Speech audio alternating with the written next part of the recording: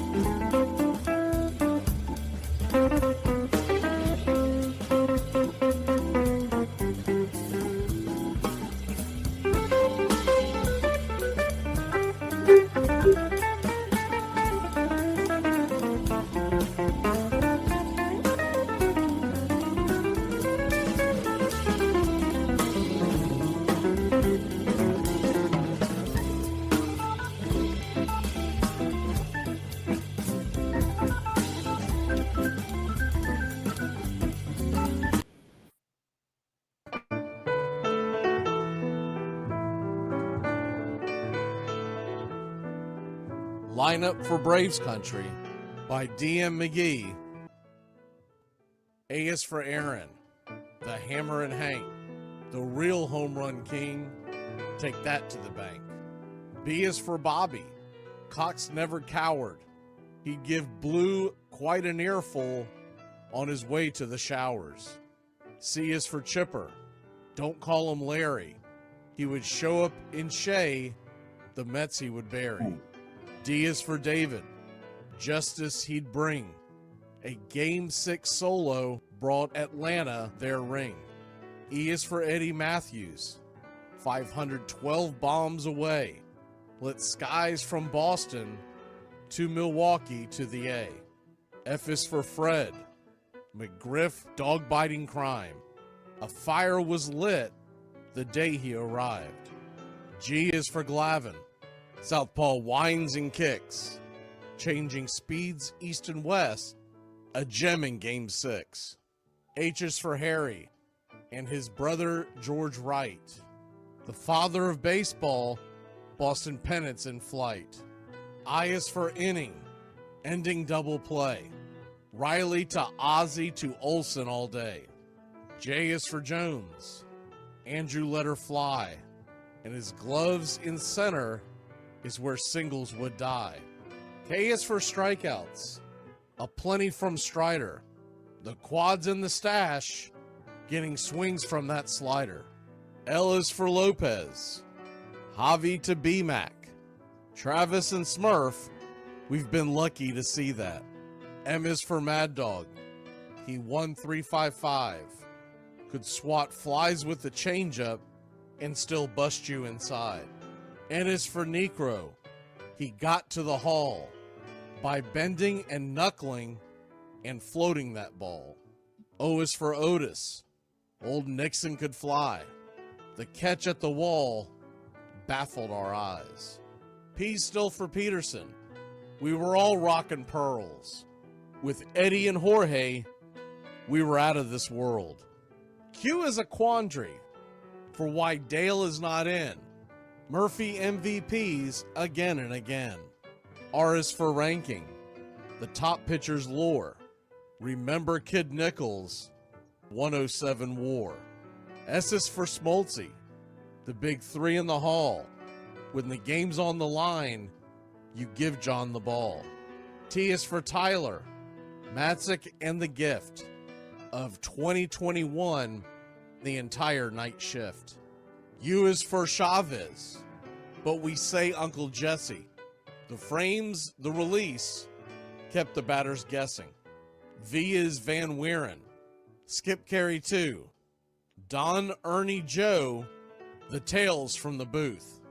W is Warren, spawn Johnny Sane.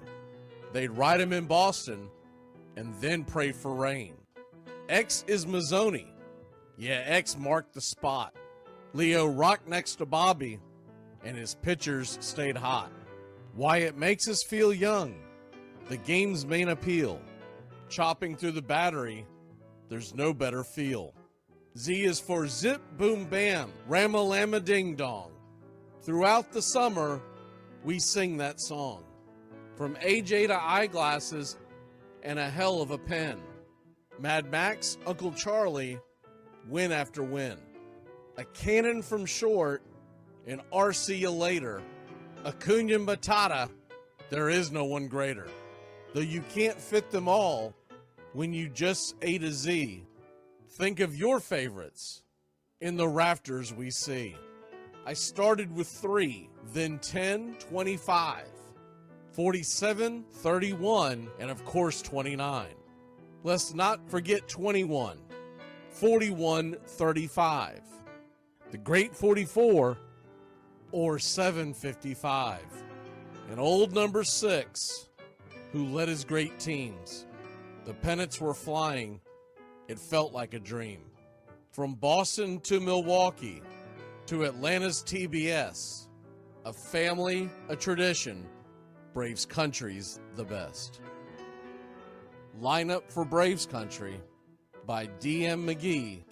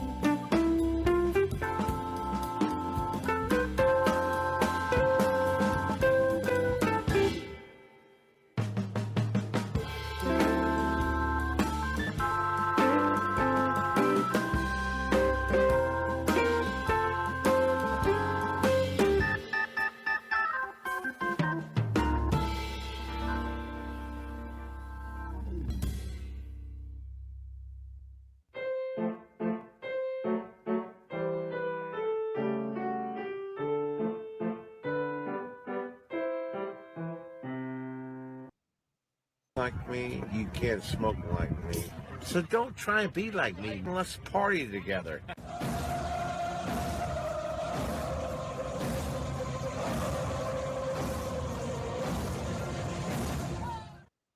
There's something kind of about a kid that's never played baseball. We have been hoodwinked, bamboozled, and flat out deceived. Why did you get so drunk? You got drunk. I'm just really exhausted. What's in that cup? Rum and Cokes. Do you have any idea how important this is? We're trying to save the pub bowl. Really, this is what you're doing? This is what you're doing?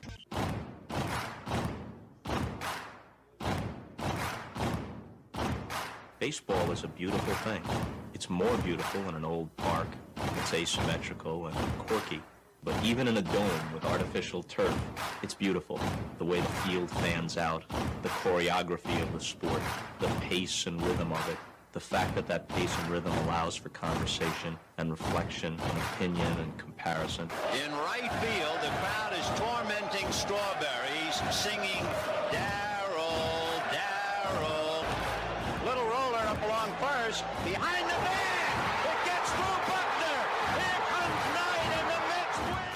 And there's a fly ball deep to left. It's on its way. There it goes. And the Yankees are going to the World Series. Aaron Boone. Ground ball stabbed by Polk. He has it. He underhands to first for the first time in 86 years. The Red Sox have won baseball world championship. Can you believe it? It's a pastime, something you do. It's entertainment, something you watch. And it's a shared experience, something you talk about and read about. But you can apply those same three criteria to other things. What makes baseball special is that it's the best game that's ever been devised. Smith corks one into right down the line. It may go. Go crazy, folks. Go crazy. Sure as God made green apples, someday the Chicago Cubs are going to be in the World Series. A little bouncer slowly toward Bryant. He will glove it in front of Rizzo. It's in time. And the Chicago Cubs win the World Series. Cubs win. What a lucky break. The good Lord wants the Cubs to win. How can you not be romantic about baseball? If baseball is about caring, about loyalty and rivalry, Braves fans are on their feet hoping for some kind of a bleeder or a seeing eye single. Here's the 1-2 pitch. Fastball hit high and deep down the right field line. It's going back, back, back. Is it fair? Is it zip, boom, bam, it's gone! Ram-a-lam, ding dong, a 3-run shot, and your Atlanta Braves have taken a 1-run lead.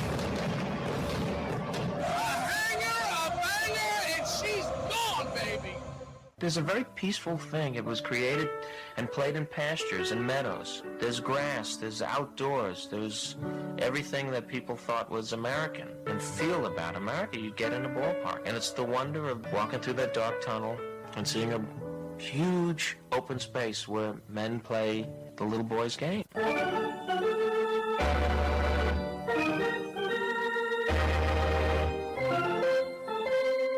I believe in the Church of Baseball. I've tried all the major religions and most of the minor ones. I know things. For instance, there are 108 beads in a Catholic rosary, and there are 108 stitches in a baseball. I prefer metaphysics to theology. You see, there's no guilt in baseball, and it's never boring. It's a long season, and you gotta trust it. I've tried them all, I really have.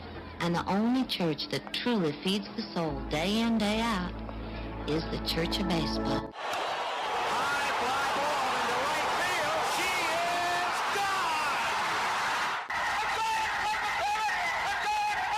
Swung line drive left field. 1 run is in. Here comes Reed. Here's the throw to the plate. He is safe. You're in Braves country. If there's a bigger thing going on right now, I don't know what it is. We're down to 1 strike here. Gurriel, the last hope for the Houston Astros. Here's the 0-2 pitch. Swung on, bounced over to Dansby. Dansby fires it over to first, and here comes the dog pile. Fire the cannons in the battery. Do the chop all throughout Braves country. Pop that top. Your Atlanta Braves have won it all. Ladies and gentlemen, welcome. We direct your attention now to home plate. Please remain standing. We call your attention to our bands here today. They will be jointly directed. And now, another fixture. Our national anthem.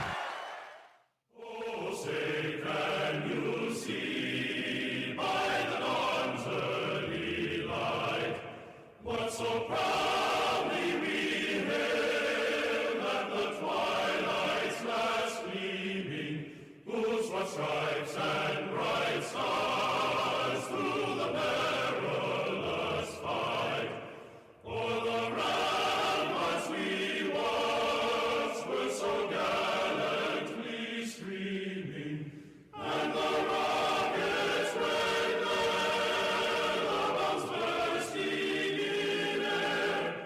gave proof through the night that our flag was still there. Oh, say does that star-spangled banner yet wave o'er the land of the free and the home of the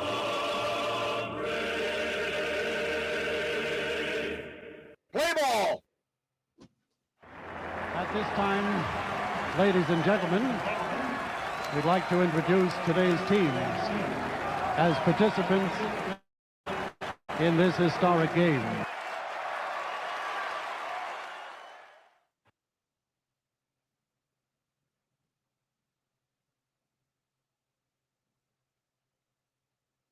Well, the season's finally here, and the players... Hey, football fans, you ready for the gridiron? Thursday and Friday mornings, the Armchair Quarterback Show returns, 9 a.m. Eastern. We'll be talking college and NFL football, the point spreads, fantasy football advice, and more. Want to catch it live? Become a Country Club member today here on Braves Country Radio. We'll make the replay available to the public later on that day, as we're being broadcasted nationwide on independent radio stations. As a member catching it live, you can ask your questions. We'll answer all. Point spread advice, player props, your fantasy football questions. It's the Armchair Quarterback Show, Thursday and Friday mornings this fall here on Braves Country Radio.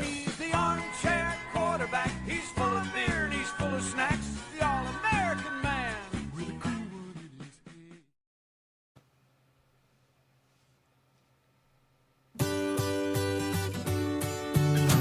Hey, Braves Country, Mac McGee here for American Rebel Beer. America's patriotic light lager, all natural ingredients. Stand tall, be proud. The perfect beer to celebrate life, liberty, and your pursuit of the American dream.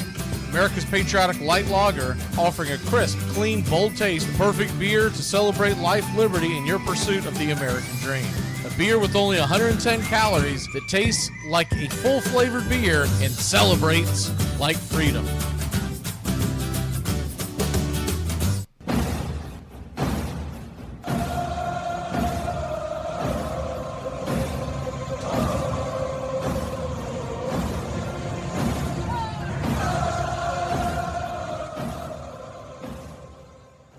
On a beer?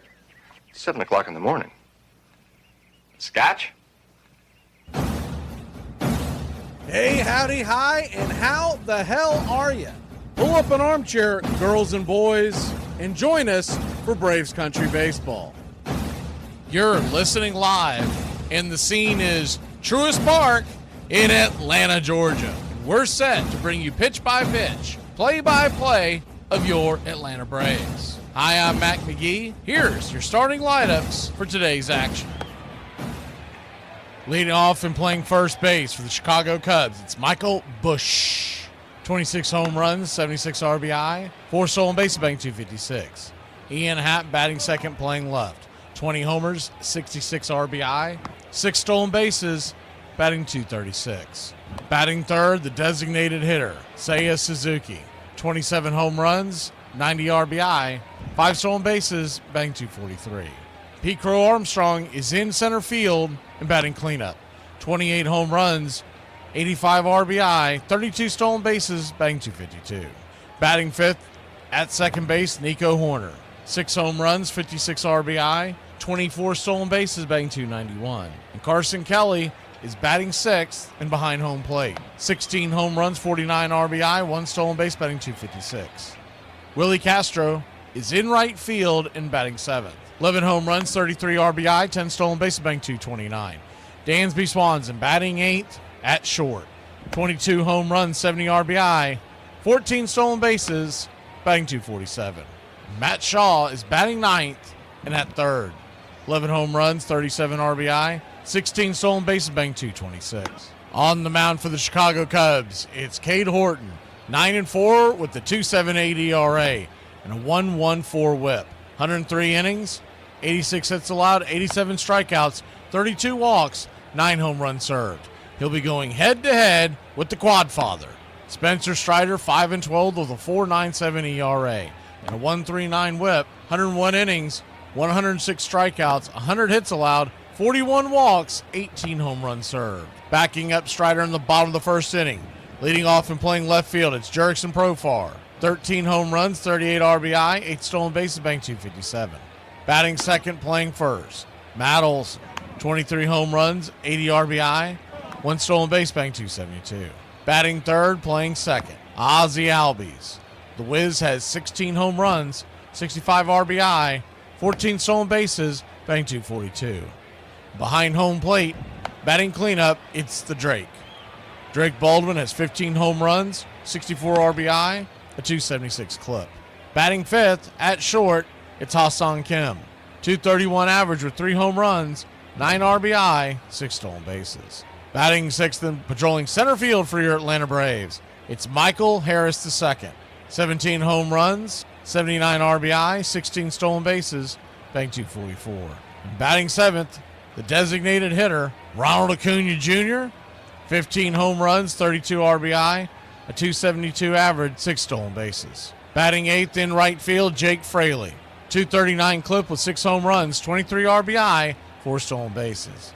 And batting ninth at the hot corner, it's Nacho Alvarez. He's batting .250 with 9 RBI. Calling balls and strikes behind home plate tonight, C.B. Buckner. Oof.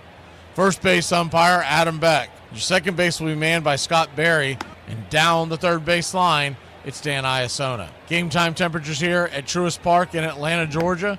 Expect to be about 76 degrees at first pitch, with the wind blowing out to right at about 8 miles an hour. Your Atlanta Braves are minus 103 on the money line. The over-under is 8.5. Our pick to click tonight against the youngster Horton. Well, we saw him last week and nobody did a darn thing. So we'll take a stab in the dark. The one guy that wasn't in the lineup was Jurickson Profar because he was out having a baby.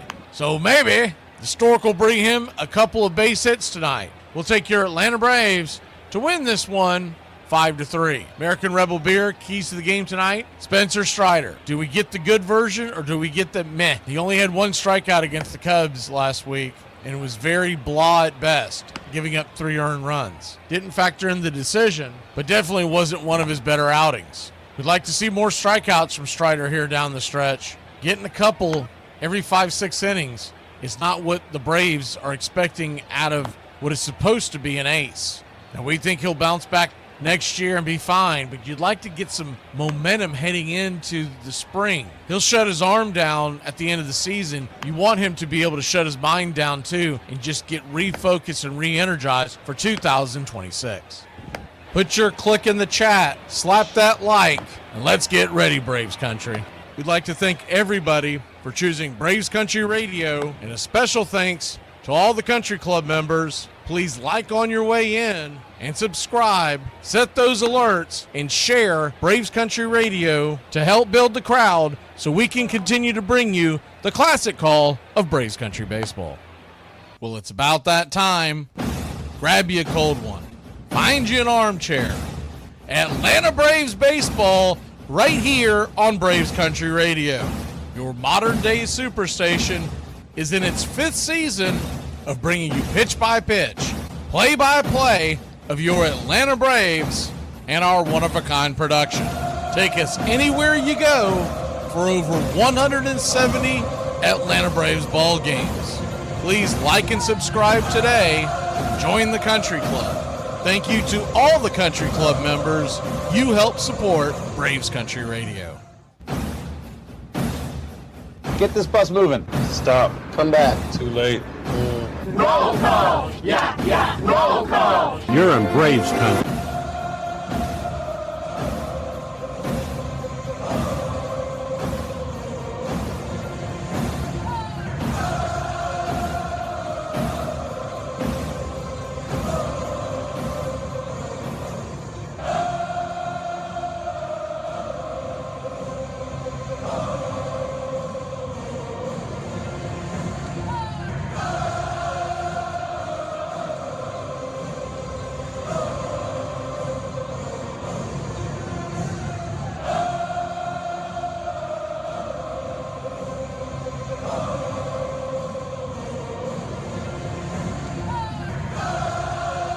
Good evening, Braves Country!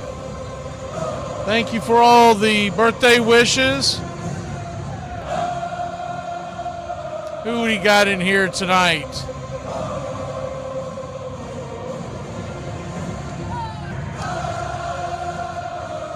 See, they're just putting in the roll call line, so don't pay attention to that. Justin, good to see you. John.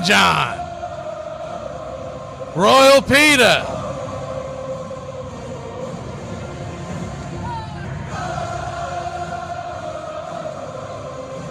Bubba Hightower. Robert.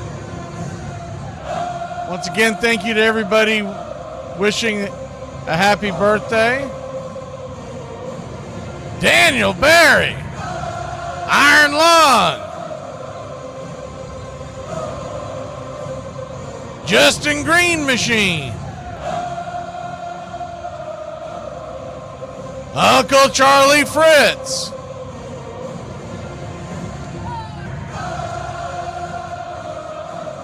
Hope you're feeling better, bud. Ryan Levine.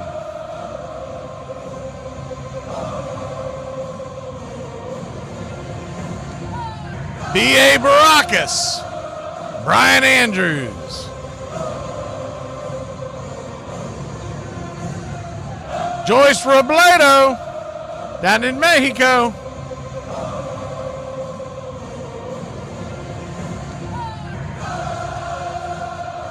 Gary the Real McCoy. Joey Loftus. Thank you, Joey. Who is it? Somebody else has a birthday today. Who is it? Remember it in the chat yesterday, but I couldn't remember. Wish I would have written it down. AY. Good to see you. Jason Up and Adams. James Fisher King. Cody Turner. The Huddle House himself. Is it Joey? Is it Joey Loftus that has the birthday? Happy birthday, Joey. We'll go ahead and play this for you tonight. Where are we at here?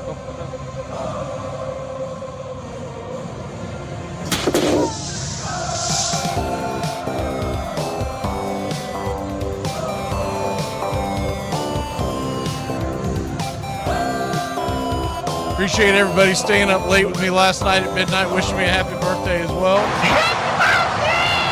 Happy birthday, Joey.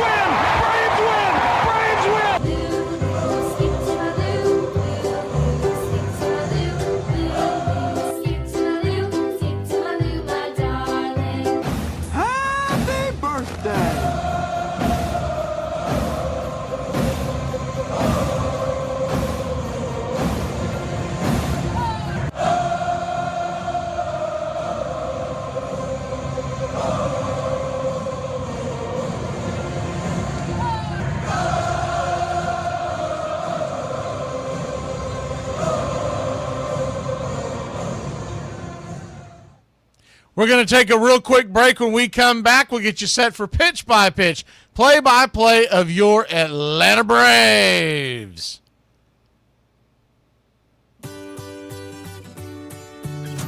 Hey, Braves Country, Mac McGee here for American Rebel Beer.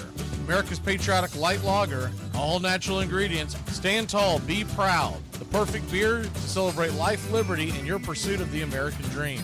America's patriotic light lager, offering a crisp, clean, bold taste. Perfect beer to celebrate life, liberty, and your pursuit of the American dream.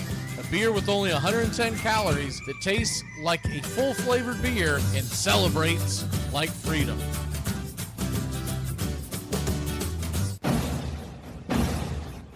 Hey, Braves Country, this is Mac McGee with Braves Country Radio. We are bringing you pitch by pitch, play-by-play of your Atlanta Braves all year long. Join the Country Club today. Help support Braves Country Radio. Join the Country Club today. It helps us bring you more of the game we all love. Braves Country Radio, your home for the classic call of Braves Country Baseball.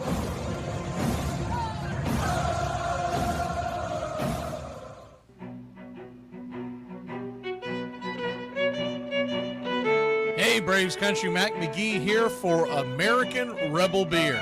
From the mountains to the prairies to your pint glass with white foam, we're bringing back beer with a backbone. All that matters in our brew is taste and a touch of American excellence. American Rebel Beer, born in the USA.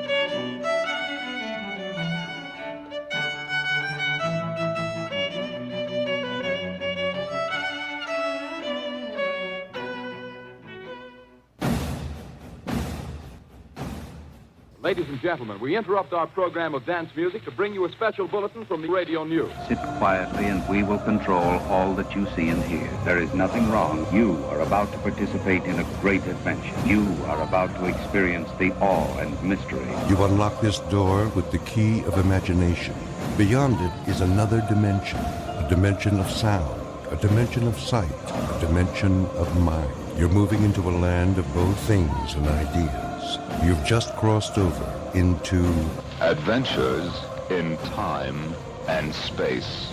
We offer you Braves Country Radio, your home for the classic call, Braves Country Baseball. Hi, folks. Join us now for another Braves ball game.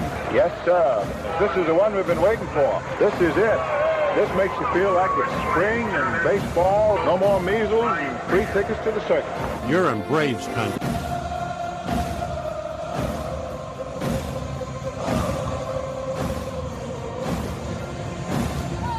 This is a reminder, disorderly conduct will not be tolerated.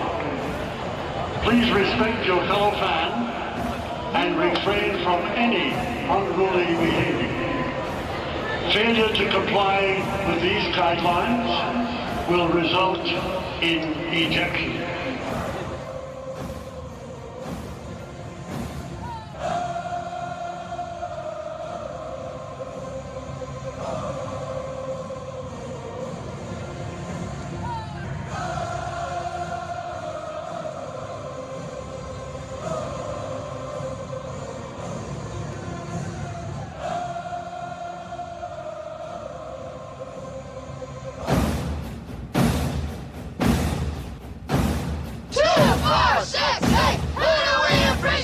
You're in Braves country.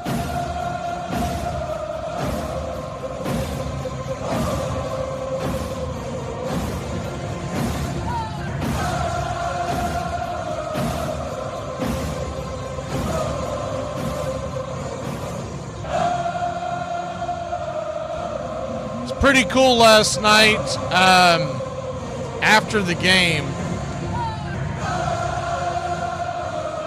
For you old heads like me that watched a lot of baseball in the years gone by. Once again, happy birthday, Joey.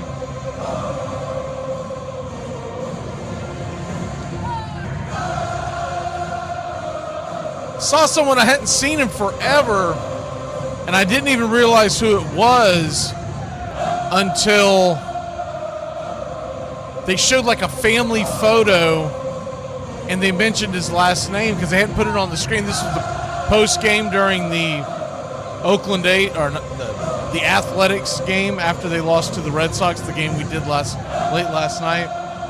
I saw someone I had not seen forever, and then once I looked at it and heard the last name, I was like, is that him? And I was trying to remember the last time I'd actually seen his face. I looked it up, and sure enough, it was. Y'all remember Steve Sachs? Good to see you, Edward. Steve Sachs, the infielder, 1980s. He is doing, I don't think it's a long-term thing it's doing, but it's more of a deal because they're in Sacramento, and I believe he lives in the area, so he'll be there for the next few years or whatever. But Steve Sachs, the second baseman, played for what I really remember him as a Dodger and Yankee, but evidently he played for the Athletics in 1994 at the end of his career. He also played for the White Sox for a couple of years. But Steve Sachs, man, like that was one of my, I looked at his stats, I was like, I could have swore to you that guy was awesome. It's okay. His numbers didn't stick out by any stretch of the imagination, even in 1980s type of numbers. And I did not realize that he was actually a coach at one point for just 1 year for the Arizona Diamondbacks. But he won the World Series 2 times in 81 and 88, obviously, which is what I really remember him from. He won the Rookie of the Year, the Silver Slugger, and 5-time All-Star. I thought it was pretty cool to see him. He looks in great shape. He's 65, and he looks like he can still play field a couple of grounders out there. But yeah, it was cool because I had not seen him, and I don't remember the last time I actually seen him. We actually have an audio clip of him that we play from time to time. But when I heard the video, he was not in the video. All I heard was the voice. I never saw his face. So I was sitting there thinking about it. It's like, I think it's been since his playing days. So we're talking about well over 30 years since I'd even seen the guy.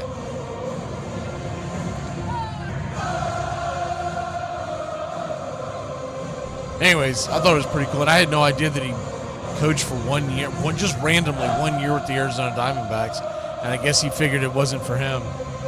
Wasn't enough. And this is the stuff that when you realize that people keep trying to jam ex-players into the management role, when Sticker finally steps down, it's not necessarily going to be an ex-player.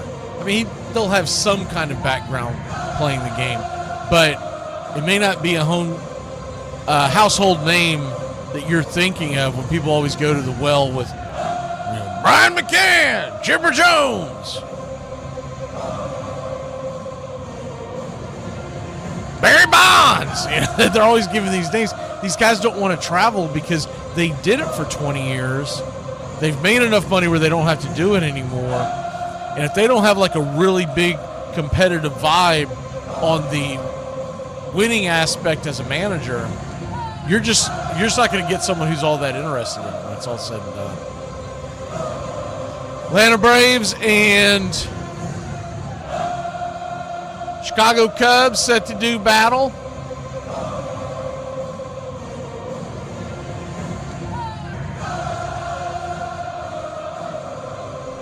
Braves won game one. If you remember this guy from last time we saw him, he was the one that had the no-hitter going and was pulled pretty early in the game. I want to say the 5th inning.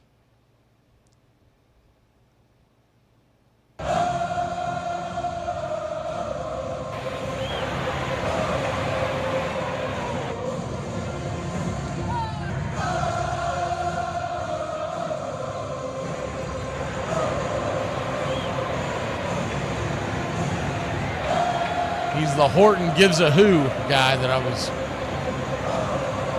Let's see, that was Tuesday night. I don't have it in front of me. He looked pretty good, but what they do is they piggyback him. So if he pitches really well and is very economical, you're looking at a guy that's going to probably go, I don't know, 5 innings. But if he struggles at all, and he's pitched well this year, so there's no reason to think he's going to struggle. But if he struggles, they'll go get him earlier in the game, the 3rd or the 4th. That's what it looks like. And it's really an up-down situation because he was at 75 pitches. I do remember that when they pulled him, and everyone was like, what are they doing? This guy's dealing. But it's predetermined that he's not going to go out there and throw 100 pitches. What you'll see from Cade Horton is a four-seamer, a sweeper, a change, a curve, and a sinker. Four-seamer comes in at about 50% of the time, and it's a good one. It'll touch up in the upper 90s. He averages around 96. The sweeper at 22%, the change at 12, the curve at 11. He's got that show me sinker to keep you off balance at 5%. That was, I don't think I ever followed it up. That was Spencer Strider last night when I saw in the dugout clean shaven. It's so funny. Like, it's not that he just looks younger. He doesn't look like the same person. Like, I would, if he walked by me in Publix, I would have never recognized him because I've gotten to know him from his mustache. He is clean shaven. I'm sure it's got something to do. Normally when these guys do this, whether you see them with or without their beard, it's usually got to do with them trying to change their luck. Braves are going to be wearing their home whites, top to bottom. Braves across the chest in red outlined in navy. Same with the numerals on the back. Names in navy. Blue ball cap, red bill, and the white A. One of the classic looks in all of sport, representing the city of Atlanta. Left to right across the outfield for the Braves tonight, it's Profar, Harris, and Jake Fraley. Acuna is your designated hitter. Around the infield, around the horn, left to right, same as always. Nacho to Kim to Ozzie to Olsen. The Drake is behind the plate. And of course, Strider on the bump.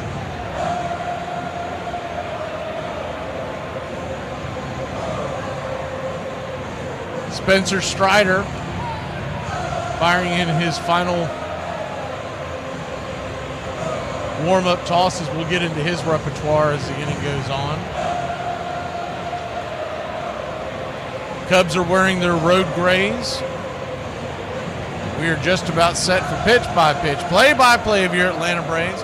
Put the screen up so we can reset the 3D once it kicks in, so it doesn't gyrate on you. Here's the pitch, and yes, sir! It is baseball time in Braves country. First pitch on the way is a slider in the dirt. Looked like Strider might have slipped. It's 1-0. Spencer Strider wearing the high socks today as well. He doesn't normally do that. He's wearing the dark blue Atlanta Braves socks with the white A's and the red tops mixed with gray.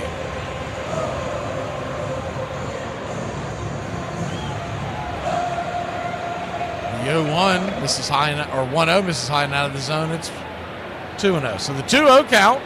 96 smacks the black. There we go. 2-1.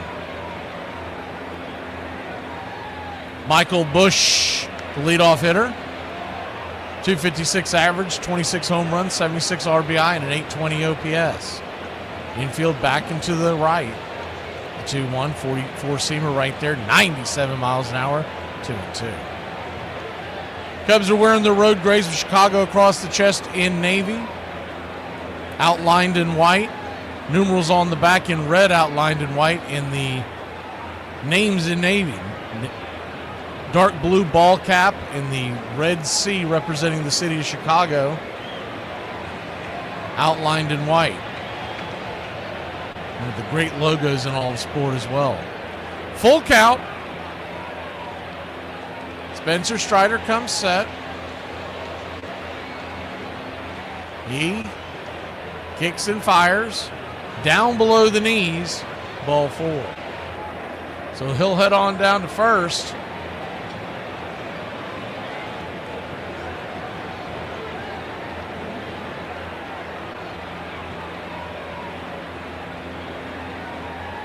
One on, nobody out. A walk to start the game for Strider. You can see all the guys in the dugout hanging over the edge on every pitch as the first pitch to Happ is right below the knees for a strike. We'll take it. It's 0-1.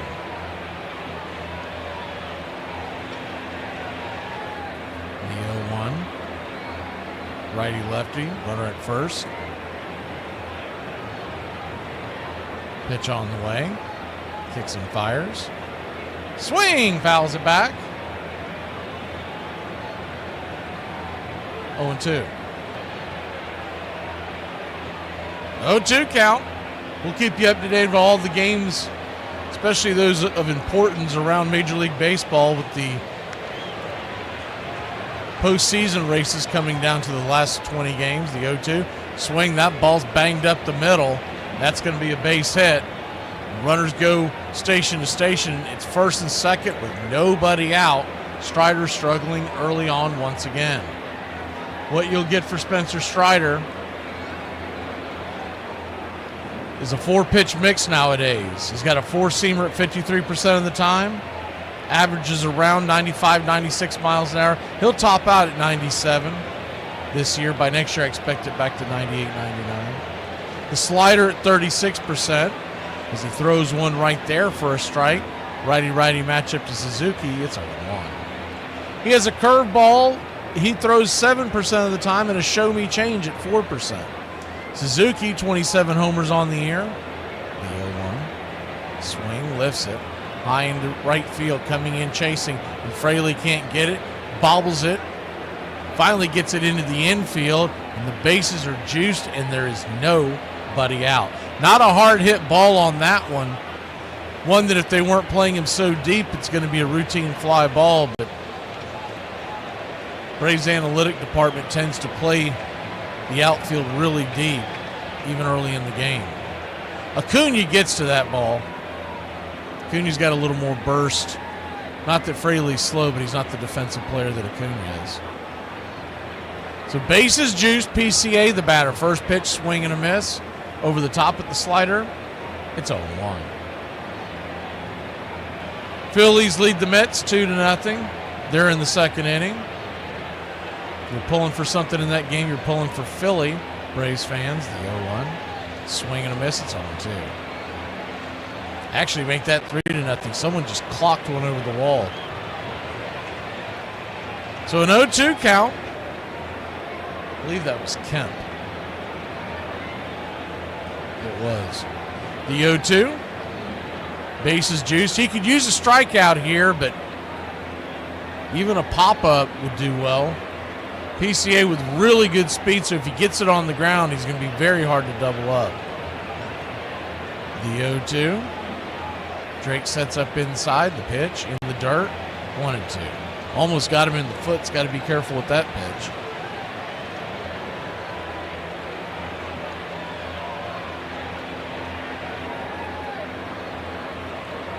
One-two count. Bases juiced.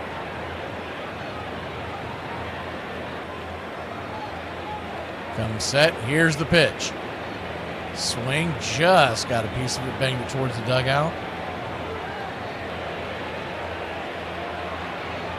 Pico Armstrong batting .252. 28 home runs, 85 RBI, but most of his damage was done prior to August. A really bad month of August, which dropped him in the order and got him out of the MVP race. The 1-2. Swing, rips it. Down the line, foul. Off the Braves dugout. It's now 4-0. I believe that was Harrison Bader that just jacked one. So they've got Sean Manaea on the ropes. As a Braves fan, the reason why you're pulling for Philly over the Mets is because the Phillies will make the playoffs. As the 1-2 misses outside, four-seam fastball, high and out of the zone, 2-2. The Mets could still be caught by the Reds or even the Giants, a couple other teams that are hanging around down there like St. Louis and Arizona. The 2-2, swing, lifts it, high and deep, go foul. Go foul. Just foul. Woo, that was close to a grand salami.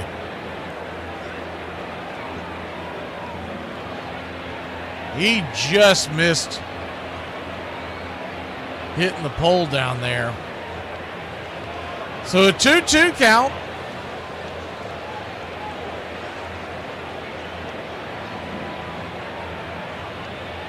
The pitch. Swing, pops it up, high and deep into right field. Should get the run home, but it'll be out number one as the other two runners will stay. The throw comes into the infield to second base. Smart throw by Fraley. One away. Cubs take a 1-0 lead.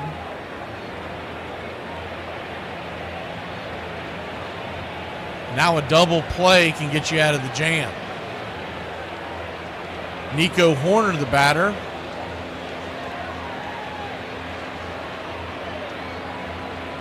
Strider at 19 pitches.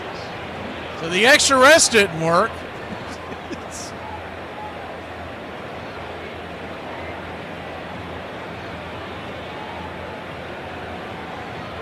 Scratch that idea. Nico Horner, the batter, first pitch in the dirt. That's my guy. We'll pull the screen back so you can see if there's a double play or anything else on the base paths.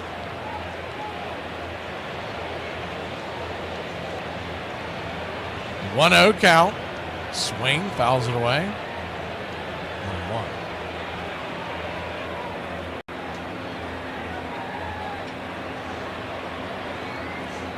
Well, that's the idea, Gary. If you pull for the Phillies to beat the Mets and then someone catch the Mets, you've eliminated one, and then you go from there when the playoffs start. They face each other. You're danged if you do, and you're danged if you don't. That's not what we want. That's what we got last year.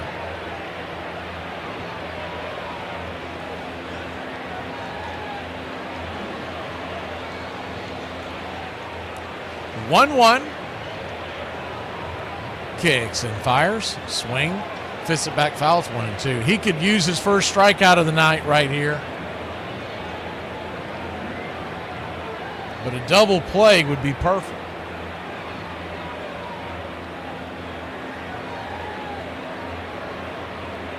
The 1-2. Buckle your shoes, strike three. Sit down. Good slider down and away in the dirt. 2 down. Not out of the woods yet is the number 6 hitter in the lineup, Carson Kelly, and he has had a good bat against the Braves over the years. Not just with Chicago, but when he was with Arizona. He is a solid hitting catcher. He's not a household name that people talk about, but I'm telling you, that guy can absolutely smack the ball, so you got to be careful here.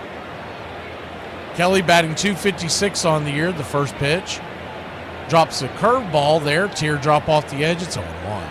Aaron Judge just hit his 359th home run.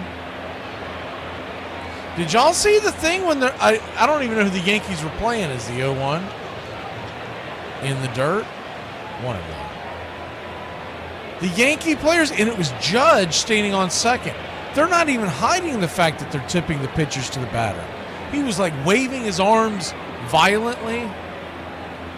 I didn't get a chance to get the clip there, the audio clip down of what AJ Przensi had to say, but I thought he was spot on. The 1-1. Swing lifts it. High and deep into center field.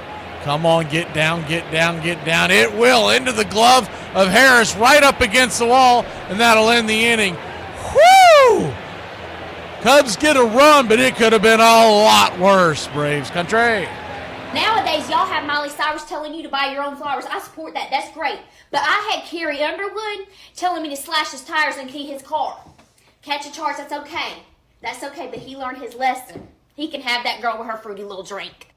Today we're going to talk about the career of Mickey Mantle. In almost 2 decades, he compiled a lifetime OPS plus of 172. This puts him 7th best all time. He won the league home run title 4 times and the league slugging title 4 times. He hit 300 or better in 10 seasons. He was a 20-time All-Star, had 3 MVPs, won 1 batting title, 1 Triple Crown, and also won a Gold Glove. He played in 12 World Series during a 14-year stretch. Mantle would help the Yankees win 7 titles in his career. He is the only switch hitter to hit 50 home runs, and he did it twice. The 1951 World Series, Mantle would trip over an exposed drainage pipe while attempting to catch a fly ball. In 1969, it was determined that Mantle had played all of those years with a torn ACL in his knee without having it repaired. Mantle finished his career with a .298 batting average, 536 home runs, 1,509 RBIs, and had 2,415 hits. Alexander stormed into the majors in 1911, striking out 227 men for the Philadelphia Phillies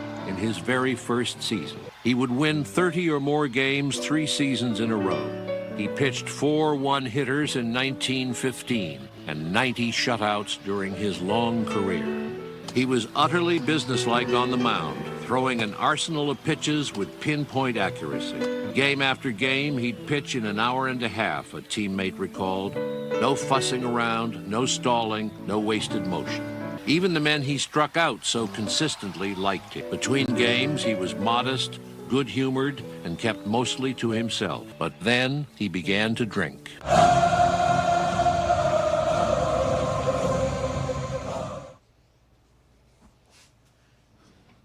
Welcome back, Braves country. Let's get some runs here. Braves trail 1-0. Spencer Strider threw 26 pitches in that inning. First pitch on the way is a 4-seamer. Jerks and Profar. From Cade Horton, it's 1-0. We already went over his repertoire. Left to right across the outfield for the Cubbies is the 1-0, 96 up top. 1-1. Left to right in the outfield, it's Happ, PCA, and Castro. 1-1, 95, P at the knees, 1-2. This is the first at bat ever for Profar seeing Horton, so he's wisely taking some pitches. Around the horn for the Cubbies tonight, the 1-2 swing, lifts it into very shallow left center, drifting back, making the catches, the shortstop, Dansby Swanson, one away. Around the horn, left to right, will be Shaw, Dansby, Horner, and Bush. Kelly's behind the plate, and Horton, who gives a who, sitting on the bump tonight.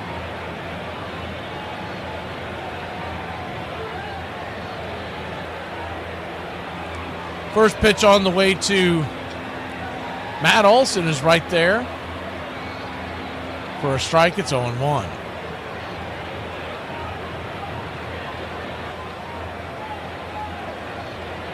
The 0-1. Fires a four-seamer in there for a strike. 2. Hopefully we'll get some hits off this guy tonight.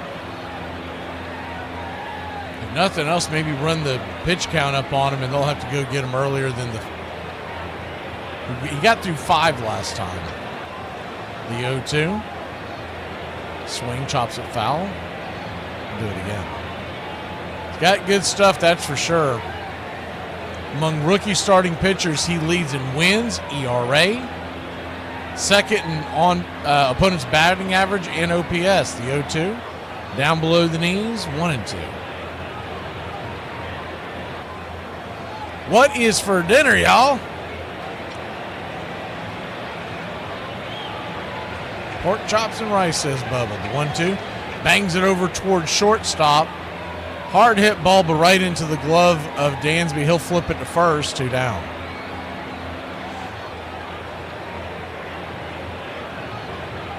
Long John Silvers. Timmy. I haven't seen one of those in a while. I don't know if we have those around here. Remember us having them up there in Tennessee. They had a Long John Silvers that also had an A&W root beer in the same building. First pitch on the way is a four-seam fastball up top for a strike. It's 0-1. And it was across the street, almost. It was diagonally across the street from is the 0-1 swing. That ball's lifted into right field. Easy fly ball, left 9 in your scorecard, and that'll end the inning. Braves go down in order. What were we talking about last night? Fuddruckers? It was across from the Fuddruckers, where the nightclub turned into the brouhaha. I looked at him and he said B12. And I turned around and looked to see if he was even talking to me, and I just went, huh? And he was like, oh, my bad. I thought you was a vending machine because you a snack. And I was like, bro, your card has been declined. And he was like, see, that's the thing about vending machines. Sometimes you have to bang them a few times and get your money's worth. That reminds me, I had a dream about your sister yesterday. My sister? Yeah. What do you mean dream? What kind of dream? A sex dream.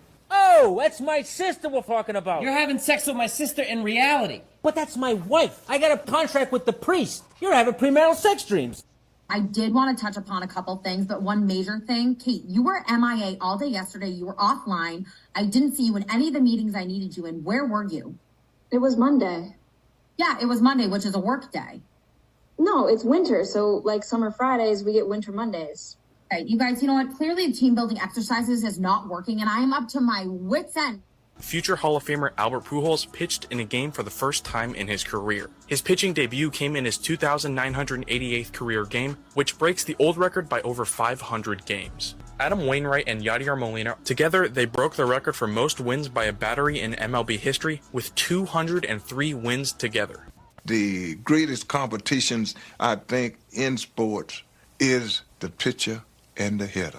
Now, I'm going to hit this ball. See, right now, I'm going to be better than you. And this pitcher's saying the same thing. I'm going to be better than you at this particular moment. This is in a pressure situation. So, and you are competing, and it's nobody can help you. Nobody can block for you in this. You got to do it on your own.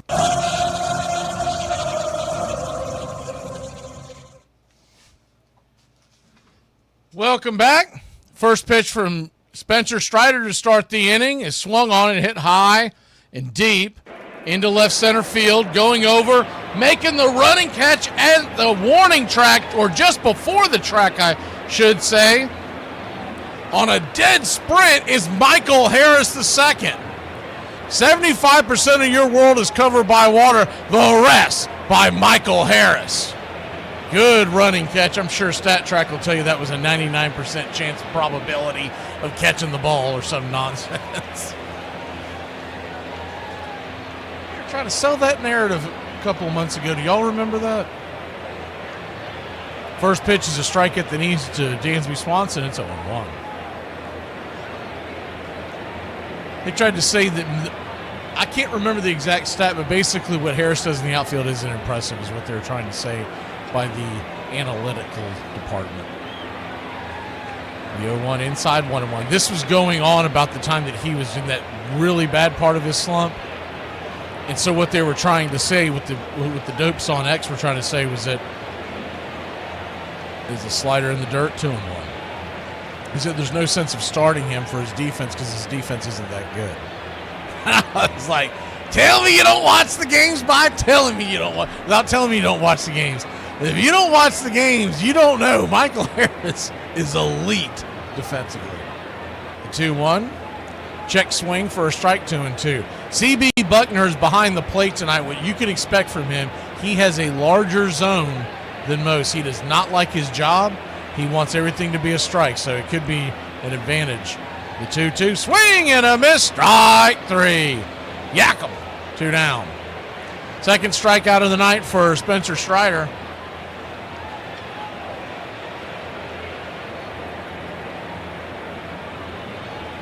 Frozen chicken pot pie and a bourbon and a Coke. You know what? That actually sounds pretty good, Brian.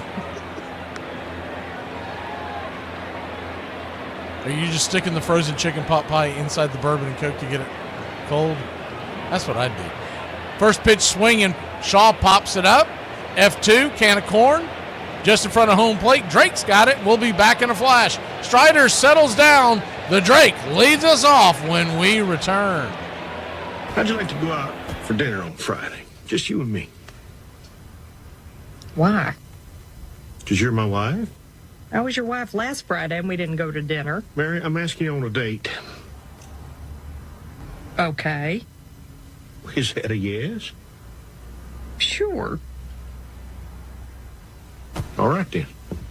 If you did something stupid, I'm going to find out. A minor league prospect got cut from the Yankees for a very weird reason. Jake Sanford was recently released from the Yankees system for allegedly stealing his teammates' equipment and selling it online. He's also alleged to have promised fans autographed items and never delivering. Sanford was picked in the 3rd round of the 2019 draft by the Yankees as an outfielder. He was given a $600,000 signing bonus, making the alleged theft even more weird. According to anonymous teammates, Sanford would repeatedly hound them for their equipment or would just take it from their locker. A rumor for this behavior is that Sanford may have had gambling debts. I'm glad I played in the 80s because it was more that you could feel and hold and grab, and sometimes it'd be low in scoring games, but sometimes you score 130 points, so you didn't know going in what kind of game it was going to be. One thing I've learned about being on a job site, if you're the one that walks around the fastest, they'll think you're the most productive. Hitting alone will not win ball games. I want speed on my team, and I also want every man on the squad to know how to slide. I intend to have my players taught how to run. I don't say we will win any pennants, but I do think that my systematic training will be laying the foundation of a pennant winner. If this is theory, it is blamed good practical theory. Branch Rickey. He was Leonardo in baseball. He did everything. He was artist and scientist and genius of a million kinds. He invented the farm systems. He devised ways of playing the game and of training players that had never before been considered.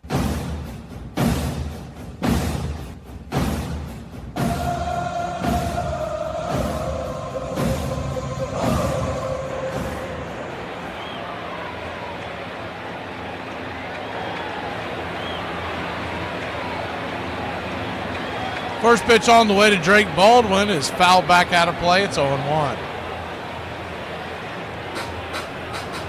Righty-lefty matchup.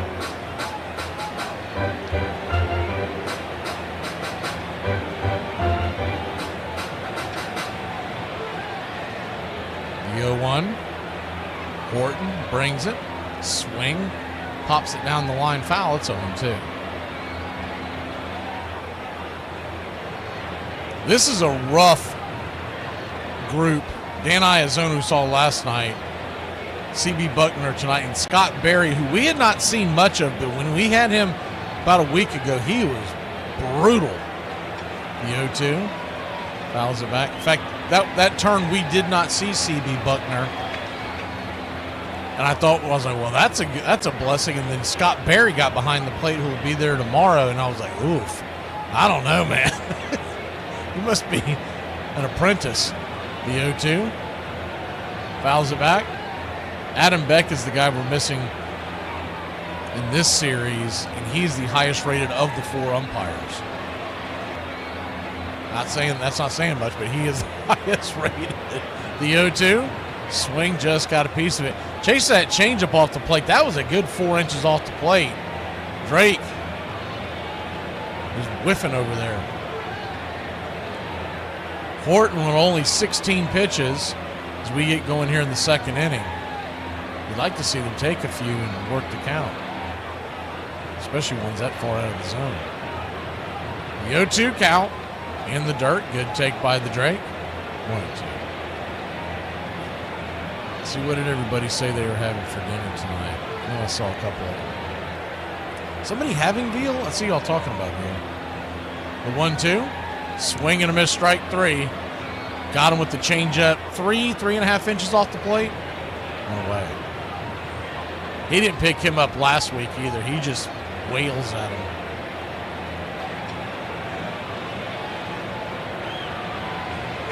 If you pick Drake to click, you might have to wait a while.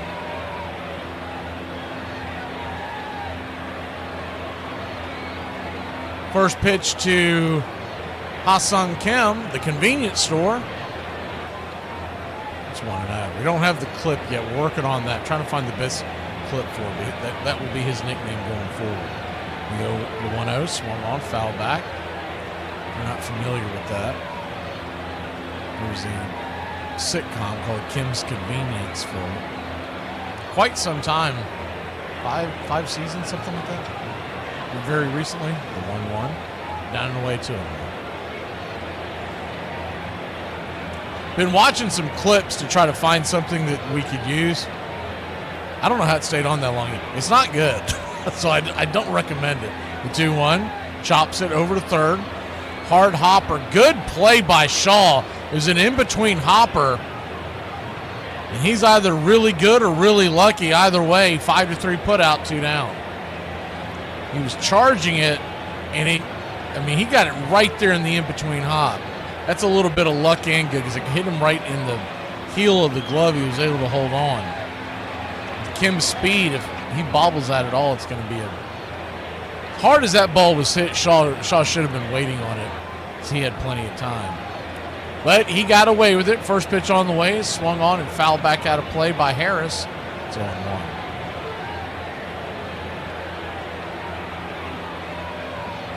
Chicken and dumplings from Jason. The 0-1. Run away 1. Bologna sandwich. I like the way Gary spells bologna. The 1-1 count. Down below the knees. 1-2. Big strike zone like we were talking about it. Peanuts and crackers from Darryl. The 1-2 lifted high and deep down the line into left field, going up against the wall, making the catch just as he reached the warning track for a loud out. Number 3 is Ian and Happ.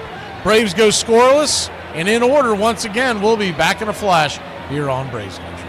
Hey besties, I'm going on a little trip to Rock Bottom. Does anybody want anything? Why are you crying? I was on your computer and I found a file that says My Documents. Oh my god. And I don't understand why it doesn't say Our Documents. Are you serious? Come on, get out of here. Why is it not us? Oh. She left me. She left me, Dad. I'm sorry. After all we've been through. I don't know what I trusted her. I know, buddy. And she left me. I know, This hurts so bad. I know. And it's like she doesn't even care. Listen, Amy is only... Amy. Yeah, Amy. Who are you talking about? My Uber driver. This heifer left talking about I'm taking too long. I said, bitch, I'm on my... You know, I just want it to be said that you can go your whole life without doing drugs, drinking, gambling, swearing, just live the best life you could, and then wind up in hell for judging those that did. Branch Rickey graduated from Ohio Wesleyan University, struggled as a catcher for a few years in the major leagues, got a law degree but failed to drum up any clients, gratefully returned to baseball, working for the St. Louis Browns, one of the poorest teams in the majors. He moved up quickly within the organization, scout, club secretary, and in 1913, manager. Rickey was a genius at making do with less. He approached his job scientifically. introducing unusual calisthenics, batting cages, and sliding pits. No ball player can learn to steal bases by practicing sliding into sand pits. I wouldn't ask a veteran to slide into a pit. I don't think much of this theory stuff. Miller Huggins. You're listening to Braves Country Radio, your home for the classic call of Braves Country baseball.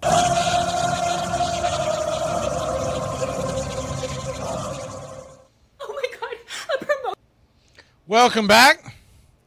First pitch on the way from Strider is right there for a strike. It's 0-1 to start the top of the third inning. 1-0 your score. Cubs took a 1-0 lead in the first. Could have been a lot worse. Strider was able to dance out of danger. The 0-1 outside wide curveball, 1-1. Good to see you, Shooter. I didn't realize you've been here with 11 months, huh? I didn't realize you'd been here that long. The 1-1 up top. 1-2. Time sure does fly when you're getting your ass kicked. 1-2 count.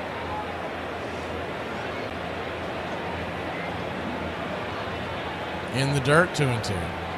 I still think about that nightmare that I had to take over the bridge on the elimination day where they had the bridge blocked off because there was a jumper or something. By the time I got here just in time for game number 2 to start. Game number 1, I was stuck going around the city for the entire duration trying to get here. The 2-2, down and in. Did he go around? Check swing, he did. 1 away. I could hear bits and pieces of the game as I went around, but that roller coaster of a game 1 against the Mets where the Braves got to Edwin Diaz and company, and you think you're going to win that game, and we ended up having to start Holmes in game 2 because they finally come out and admit that Chris Sale wasn't going to be able to go. The 1-0. Swing lifts it high and deep into center field. Uh-oh. That is off the wall. That is trouble. Harris barehands it, gets it into the infield. I don't know how he stopped that from getting by him. He took a swipe at his bare hand, knocked it, and then got the carom off the second grab and keeps it to a 1-out double. Thank you, Shooter. Appreciate the channel support.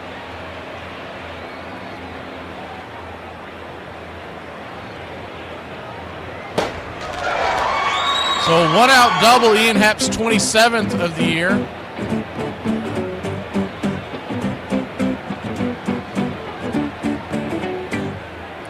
Righty-righty matchup. First pitch on the way to Suzuki is a P at the knees.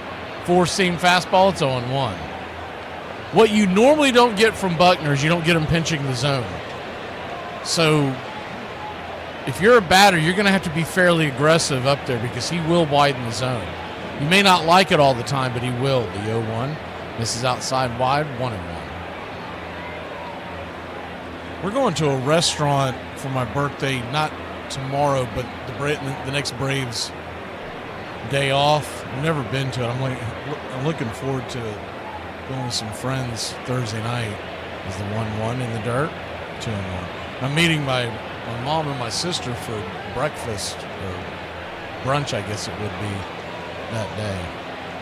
So I'm looking forward to Thursday, but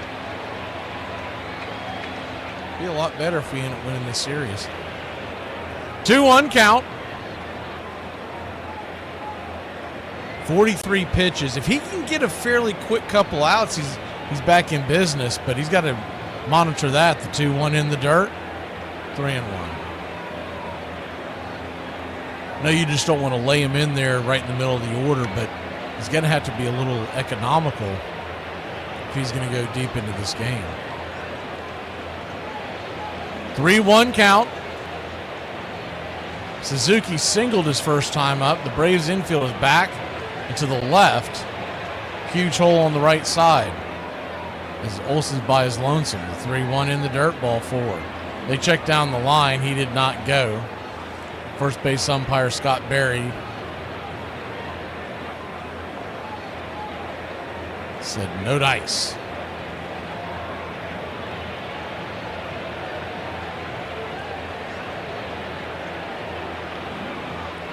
So 2 on, 1 out.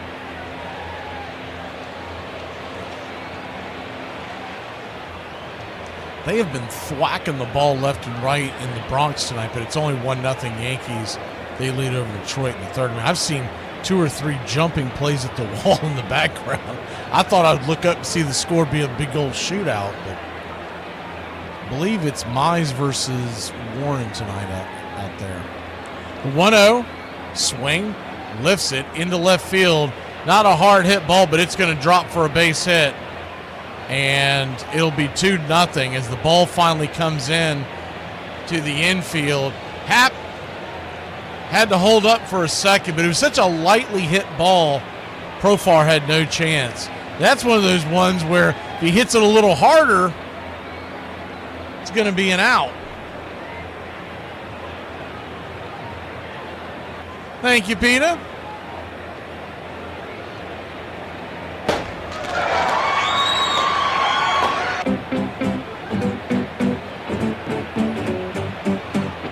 I've heard of that place, Peta. I'm out.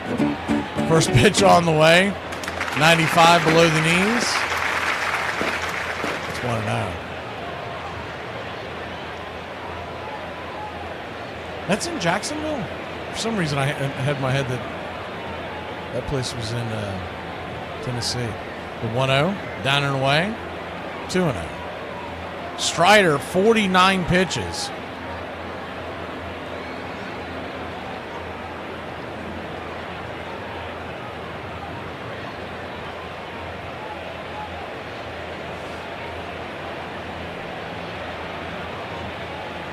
The 2-0 count. Swing, slices it towards right field. That's through for a base hit. Here comes the throw to home plate, and they'll cut it off. And the bases are loaded once again. Second time in the first 3 innings that Strider has loaded the bases. That fastball really wasn't that bad of a pitch. Horner must have been sitting on that because it was in the lower part of the zone on the outer edge. If he doesn't swing, it's a strike, barely.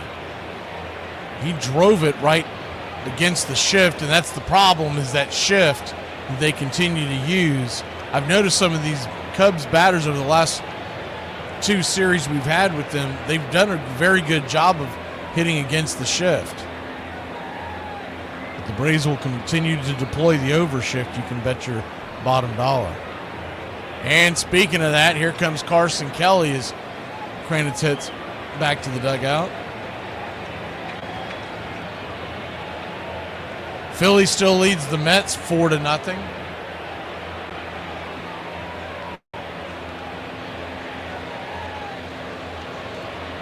Carson Kelly does have a grand slam in his career in 53 at-bats.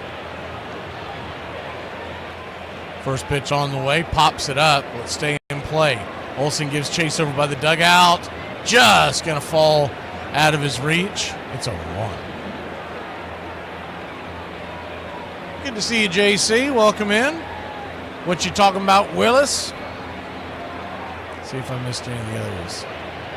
Iron Lung is here. Pete is here. Timmy.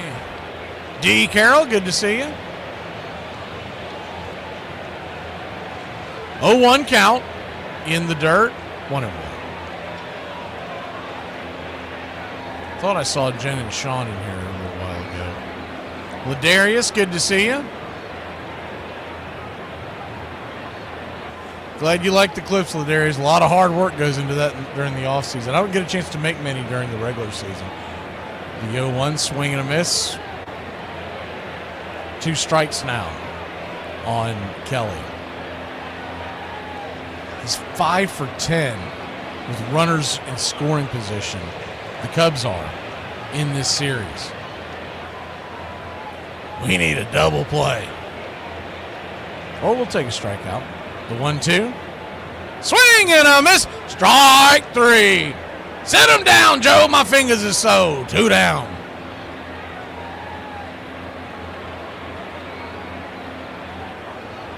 Cody's got fried ribs and mashed taters. Green beans, homemade biscuits. You're doing a lot better than what I'm doing on my birthday dinner. I don't even want to tell you what I'm eating. First pitch on the way is down and in for a ball. It's 1-0.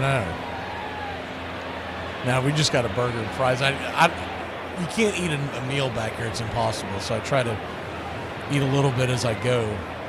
But I never liked doing this on a full stomach because you start getting lethargic and tired. 1-0, slaps it foul. It's 1-1. 1-1 count.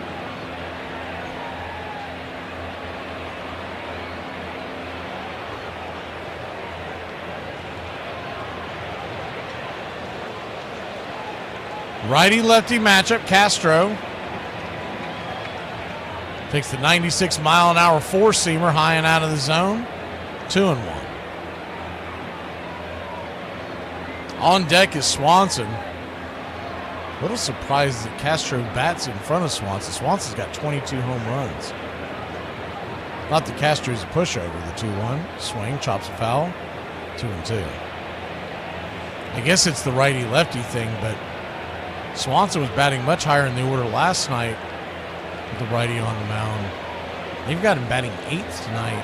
He's not having a terrible year. I mean, I wouldn't want to pay the kind of money he's making for what he produces, but he's got 22, so he'll finish around 25 home runs, and he'll bat about 250. And that's not shabby at all for a shortstop. And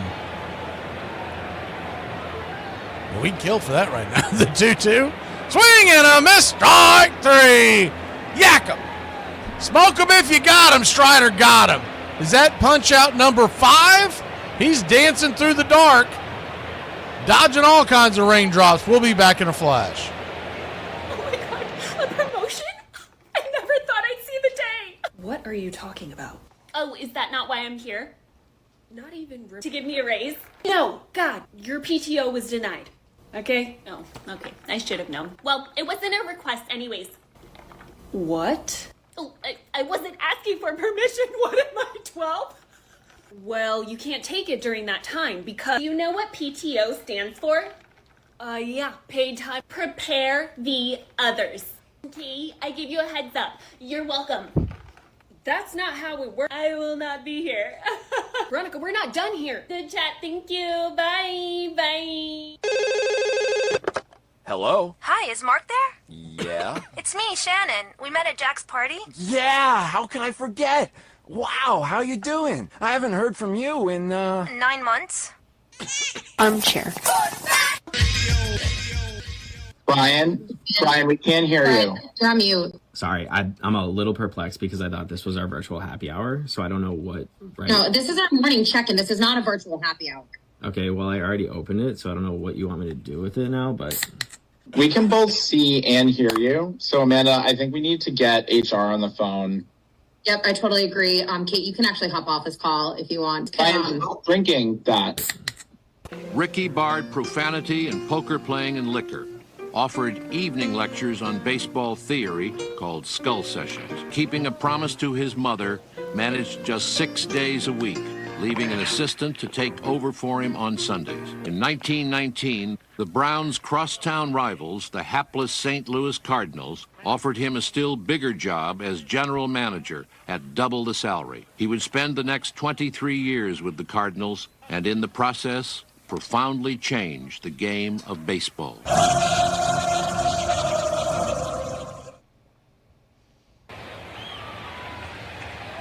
Welcome back.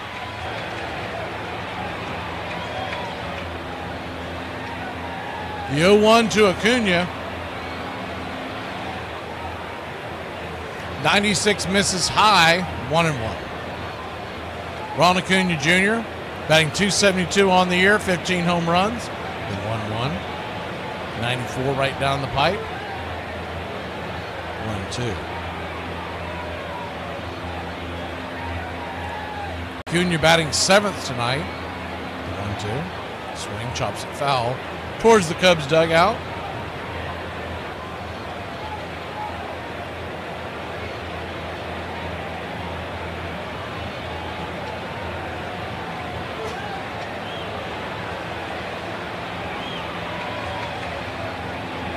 The 1-2. Check swing did not go around. Sweeper in the dirt.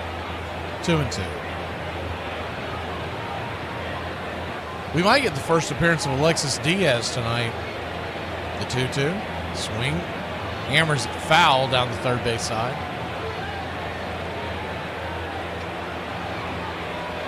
I don't remember if we went over this, but both he and Connor Siebold were added to the roster yesterday. I know we did it during Brave Country today, but I can't remember if we talked about it last night. The 2-2 swing. That ball's lifted.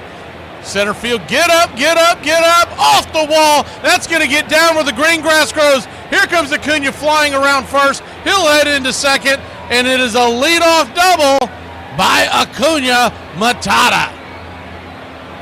Vamos Bravos, baby. Let's go.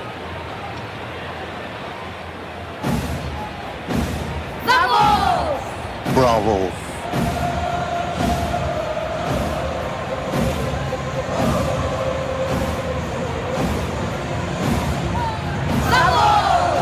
Bravo.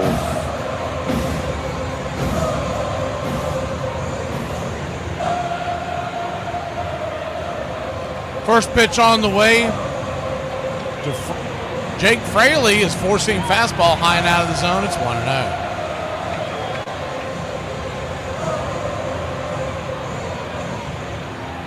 The 1-0. Swing and a miss. Change up.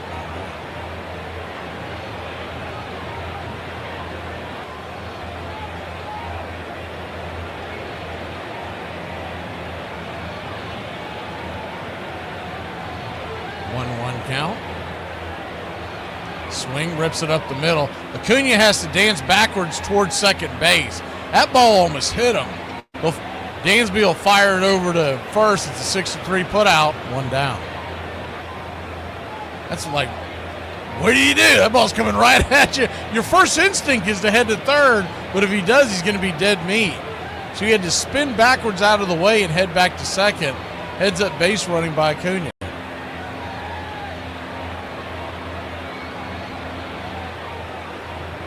Nacho Alvarez, the batter. First pitch to the Nacho Man, the number 9 hitter. Taken right there for a strike. It's 0-1.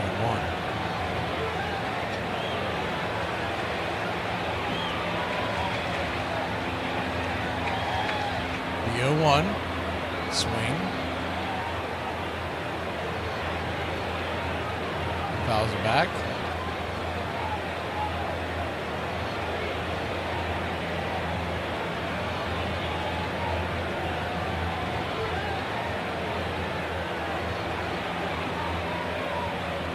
The 0-2. Bangs it over to second.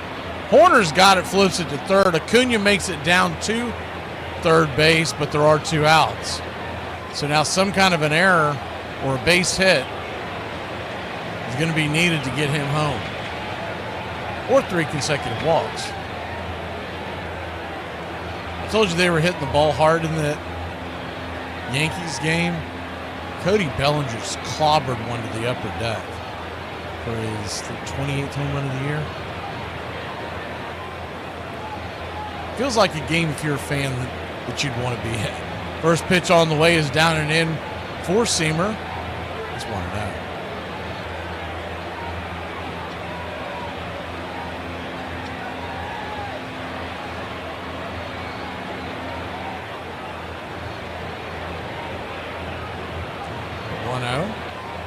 Fouls it down the line, 1-1.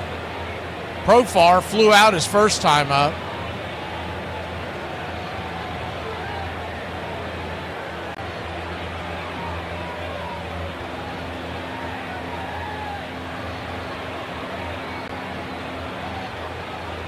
Acuna dancing down the line. The 1-1 swing. That ball's going to get through for a base hit into right field, and the Braves have cut it to a 1-run lead. Well, the jerks still are cold. They're running out of you. It's smart. It's a smart line, and a smart crowd will appreciate it. And I'm not going to dumb it down for some bonehead mass audience. Cunha comes home to score, 2-1. Good piece of hitting.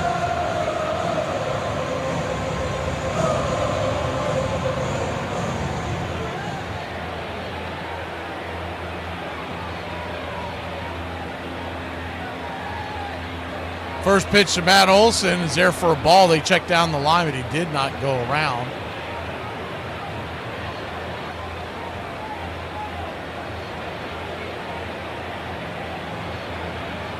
The 1-0 in the dirt. Ball 2-0.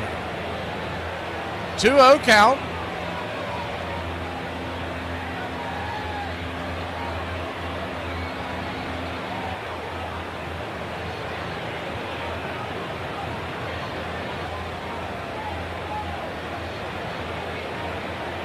Kicks and fires. 95 misses entirely. Ball 3.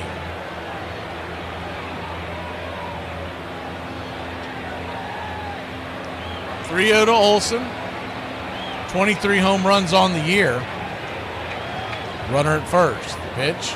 97, top of the zone, 3-1. Olson representing the go-ahead run. The tying run. Profar standing at first.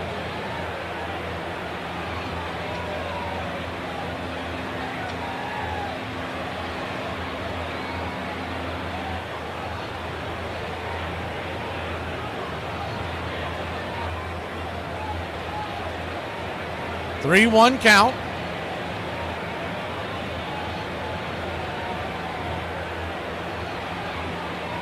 Horton looks in and brings it. Swing! Fouls it away.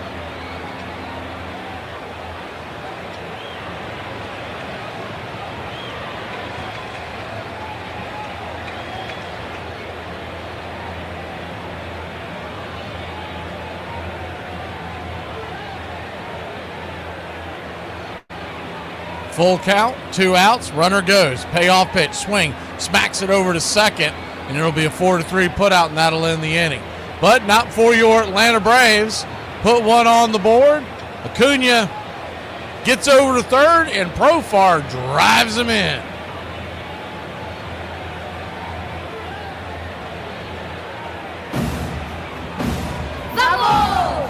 Bravo.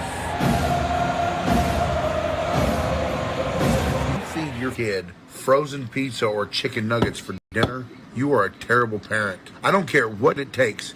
You take the time out and you put that in the microwave. Today we're going to talk about the career of Rod Carew. He made his major league debut April 11, 1967. He had a career-high 5 hits against Washington on May 8, 1967. On May 20th, 1967, he became the first Minnesota Twins player to hit for the cycle. All of these things happened in his first 2 months in the major leagues. He was an 18-time All-Star. He only missed 1 All-Star game in his career. In 1969, he stole home 7 times.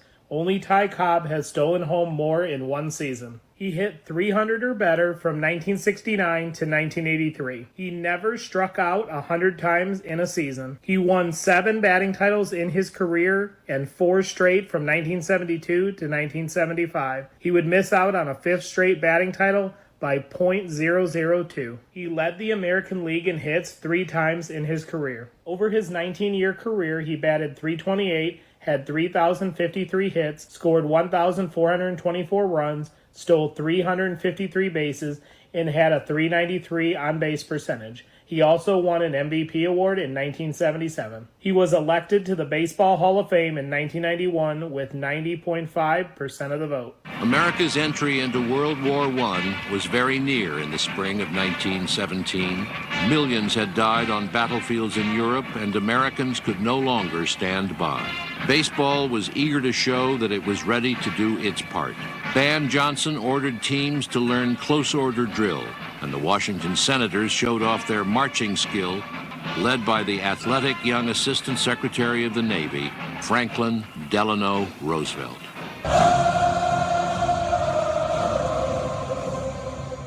Welcome back.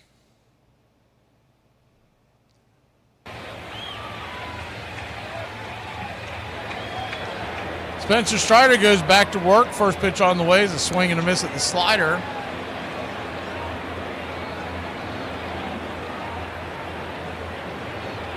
One count.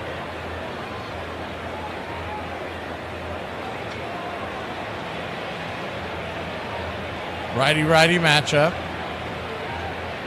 Pitch on the way, sawed off foul. It's 1-2.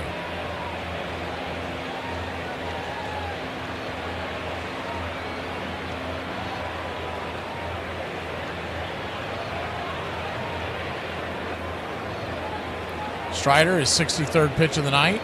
Outside wide, 2-2. Spencer Strider, 5 strikeouts tonight.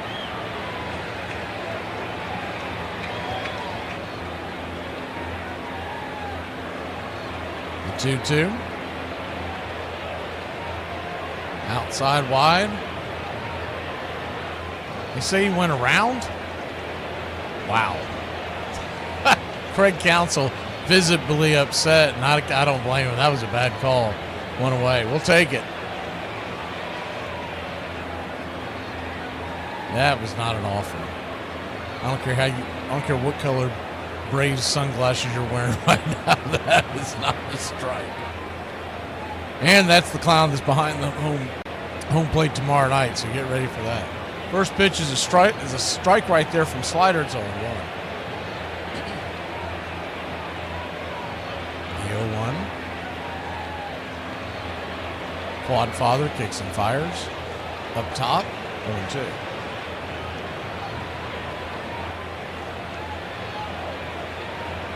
Oh-2 count.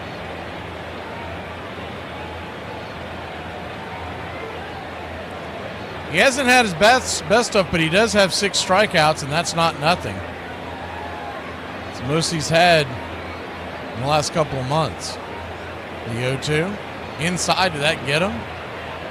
Must have gotten the bat handle. It ricocheted towards the dugout. He wasn't even trying to fake it either. Normally guys are trying to work their way aboard. Buckner and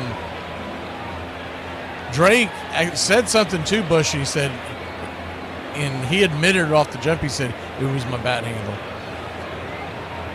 The 0-2. Swing, lifts it. High and deep into left field, going back on the track, making the catch at the wall for allowed out number 2 is Profort. Now you can see why he wanted to swing. He must be picking up that slider. Just missed it.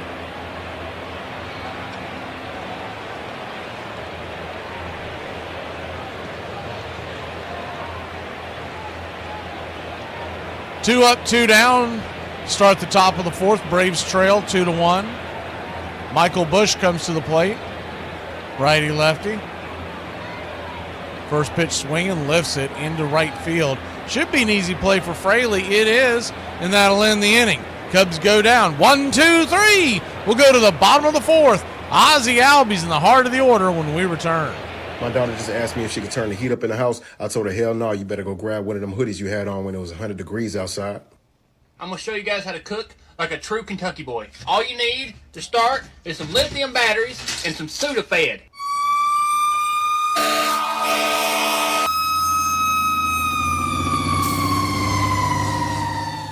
Update! My house is gone!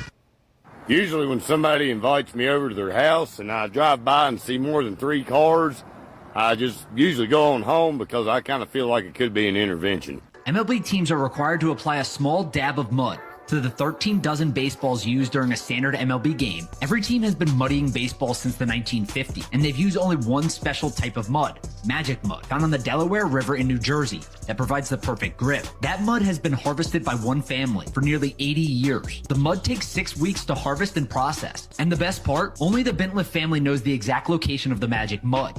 Soldiers played ball in camps and on battleships, on fields in Flanders, and in hastily constructed ballparks throughout France. Grover Cleveland Alexander served in the trenches with an artillery unit and emerged from the fighting shell-shocked, his hearing damaged, drinking more heavily than ever to forget the horrors he had seen. Though Branch Rickey was 36 and had 4 children, He went to war too, became a major, and commanded a unit that included Captains Ty Cobb and Christy Mathewson. Cobb and Mathewson did not get to France until after the shooting stopped. But during a drill, Mathewson was exposed to poison gas that fatally seared his lungs. He would live for 7 more years, but his great career was over. Braves Country Radio, pull up a chair. Your home for the classic call of Braves Country baseball.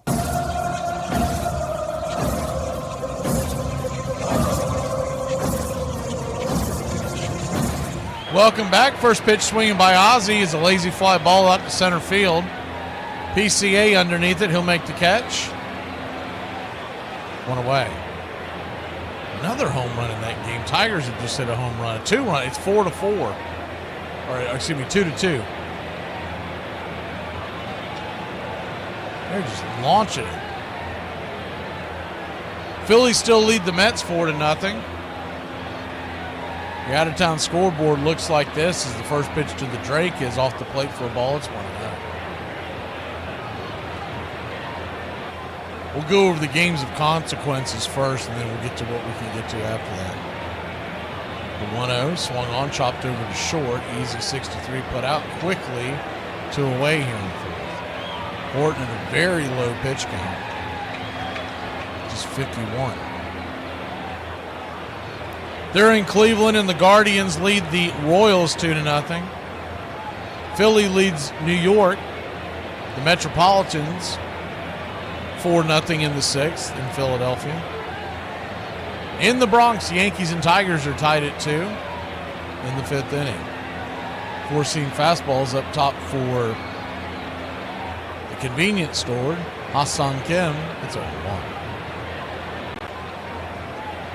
The 0-1. Pops it up. Can of corn should end the inning. F5 in your scorecard.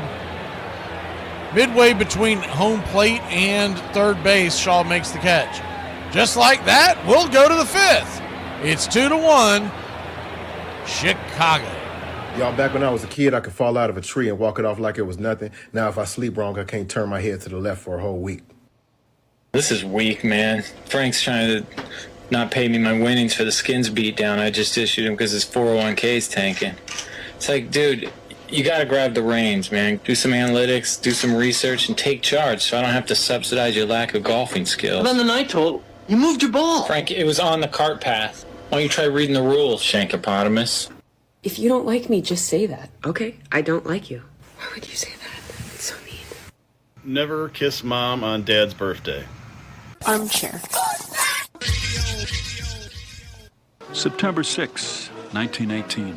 Far different from any incident that has ever occurred in the history of baseball was the great moment of the first World Series game between the Chicago Cubs and the Boston Red Sox. As the crowd of 19,274 spectators stood up to take the afternoon yawn, the band broke forth to the strains of the Star-Spangled Banner as the ball players turned quickly about and faced the music. And when the final notes came, a great volume of melody rolled across the field. The onlookers exploded into thunderous applause.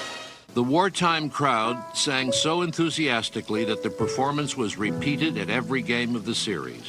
From then on, the song was an integral part of the national pastime. It did not become the official national anthem until 1931. The Red Sox won the World Series that year, beating the Chicago Cubs 4-2. One of the series' stars was the young pitcher Babe Ruth, who had won both his starts, including a masterful 1-0 shutout. It was Boston's 4th World Championship in the decade.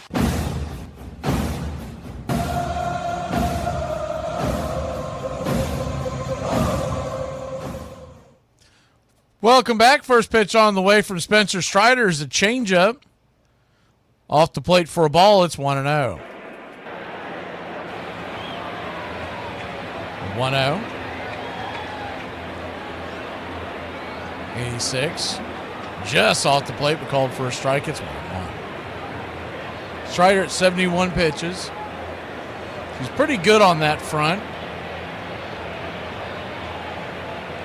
To start the 5th. He's a little north of where he wants to be as the 1-1, swing and a miss. Four-seam fastball, it's 1-2. Ian Happ, 2 singles, a double, and a run scored.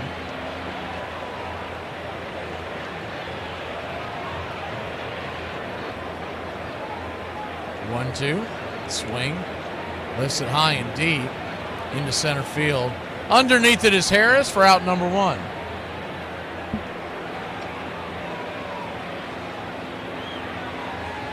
Unless this is a really quick inning, if they're trying to build confidence in Strider, I would not be shocked if this is his last inning.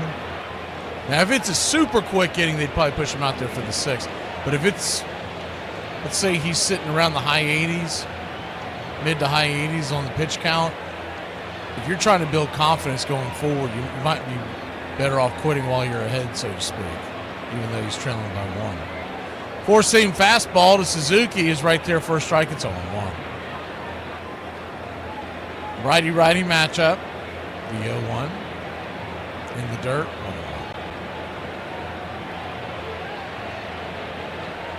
Pretty well-rested bullpen when you look at the fact that A, they're going to have another off day on Thursday.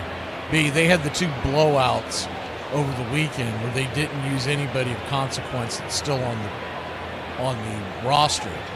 The 1-1 swing and a miss, it's 1-2. 1-2 count. Suzuki.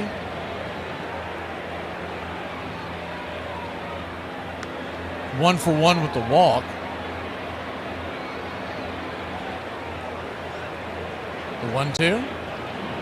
Slider in the dirt. Evens up the count 2-2.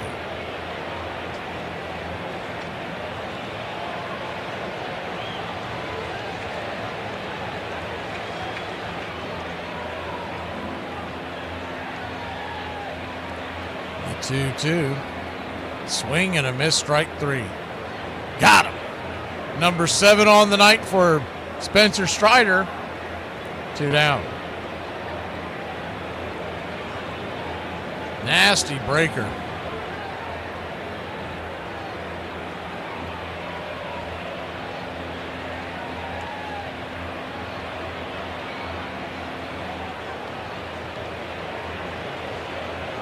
Pete Crow Armstrong, the batter now. First pitch on the way. Check swing in the dirt. It's 1-0. Rest of that out-of-town scoreboard looks like this. They're in Toronto, Canada tonight, and the Astros lead the Blue Jays 2-0 in the 4th. 1-0.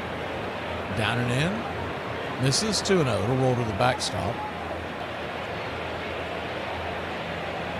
In the Windy City, the White Sox, the neighbors to the south of the Cubbies, they trail the Tampa Bay Rays 3-1 in the 3rd inning. A 2-0 pitch. Swing and a miss. 2-1. In the great state of Texas, the Rangers are hosting the Brewers. It's scoreless in the 1st inning. Games later on tonight. Out in Anaheim, California, the Twins are at the Angels at 9:38. What a weird time they start. A 2-1 swing and a miss. 2-2. I can't see that starting time without laughing because it's such a weird. No, we'll start at 9:38. That sounds like a good time every night. 6:38 local. Make that make sense. Padres host the Reds tonight. Cardinals are at the Mariners. Those 2 games are 9:40. 9:45 tonight. Giants and the Diamondbacks. Is the 2-2. Down and in 3-2. That game is in San Francisco. Red Sox and A's continue their 3-game set. 10:05 first pitch. Jeffrey Springs on the bump for the Athletics. And the Dodgers host the Rockies at 10:10. The payoff pitch in the dirt. Ball 4. Ball gets away. Drake has to look for it. Finally gets it. And credit to Armstrong. He was booking down to first base. Drake hadn't picked that ball up in the next second or so. He might have started trucking to third. He's got incredibly good speed. So he'll walk down to first. There's 2 outs here in the 5th.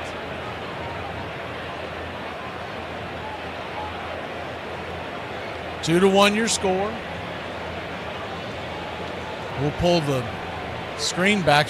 Strider flips it over to first to keep PCA close by. Talk about his lightning speed, and there's no doubt the Cubs and everybody else have been running on Drake Baldwin last few weeks. Runner goes. Here's the pitch in the dirt. Throw comes down to second. He'll be safe with ease. PCA steals.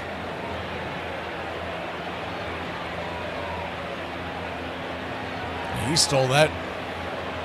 I don't even know if he had to slide. That's how much he had that stolen.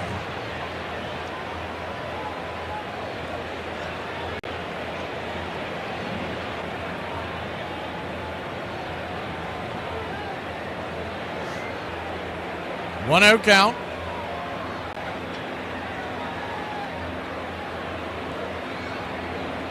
First pitch, 95 up top. For a strike, it's 1-1. You're not doing him any favors either when you know that they're going and they throw the first pitch they throw in that at bat is the bender in the dirt. The 1-1 swing, slaps it over to second. Ozzy's on it, flips it to Matty, and that'll end the inning. 4-3 your scorecard. We'll go to the bottom of the fifth, trailing by 1. Michael Harris leads us off when we return.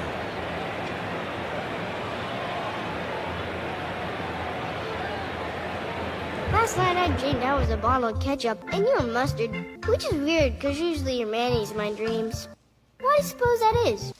Those who own dogs, you know that every time you come back from wherever you went, the dog is happy and it's jumpy and it wants to lick you in the face. Even if you just went to get mail from the mailbox, they delight in your return. If you want to take them out for a car ride, they're the first in the car. They jump in, they don't care where it's going, but they're going somewhere. They're some of the most joyous creatures that live among us. Dogs don't live as long as we do. Every single day a dog lives is equivalent to a week of your life.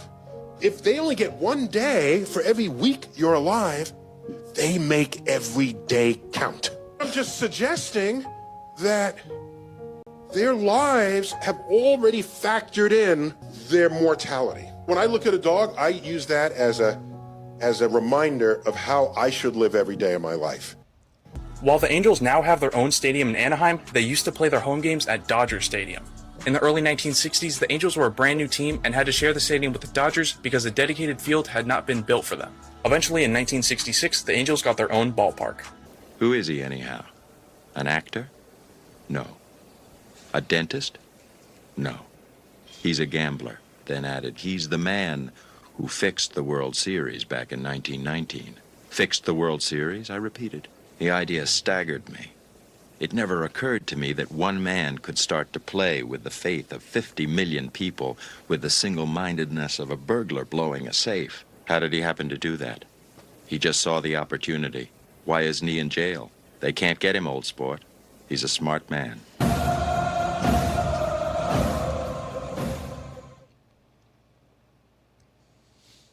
Welcome back. First pitch on the way to Michael Harris. The second is smoked up the middle. Diving catch by Dansby Swanson. L6 in your scorecard. One down. It just went over the skull of the starting pitcher. And another one, boy, I can explain that. Gets smoked up the middle. It's off the glove of the second baseman, Nico Horner. It's going to be an infield single for Ronald Acuna Jr. Man, they're tagging and bagging him to start the inning. Wow. That ball was smoked. Back up the middle. Horton dodging it. It was a bouncer off the glove of Horner. I don't think he's going to get Acuna anyways. So an infield single as the first pitch is a changeup off the plate. It's 1-0. That first pitch of the inning was hammered by Harris right up the gut.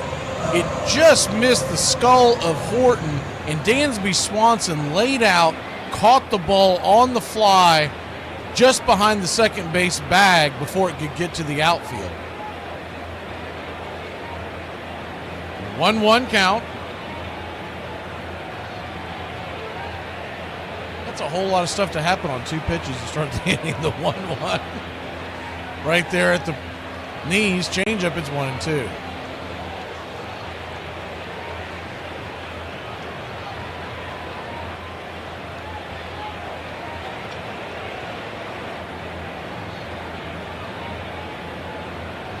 One-two count.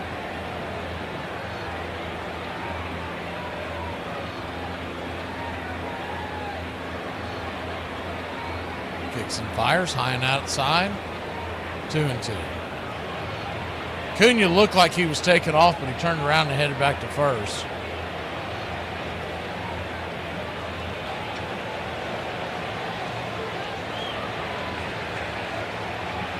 Yes, John, we did the Red Sox A's last night. 2-2. Swing, lifts it into right field, down for a base hit. Cunha going around second, heading to third, and we've got runners on the corners and 1 out. Good piece of hitting there by Jake Fraley. He's now 1 for 2 on the day. He's a bender, more of like a cement mixer. He slapped it down the right field line.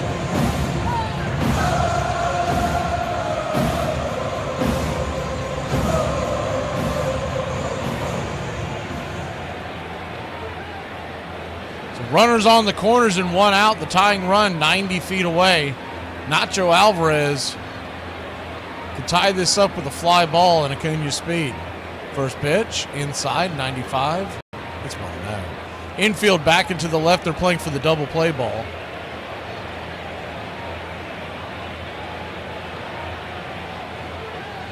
The 1-0. Up top for a strike. Good sweeper. 1-1. Yeah, John, I don't think I've spoken to you since that incredible collapse by the Baltimore Ravens on Sunday night. I bet you were happy as a pig in slop. The 1-1, down and away, 2-1. They ended up winning the game, but I'm telling you right now, going for 2 points prematurely is still the worst decision in the history of sports, and that decision's undefeated.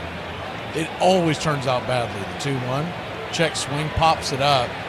It's going to be a soft pop fly in the air to Dansby Swanson. Not quite a can of corn. It's kind of an excuse me check swing that turns into an L6.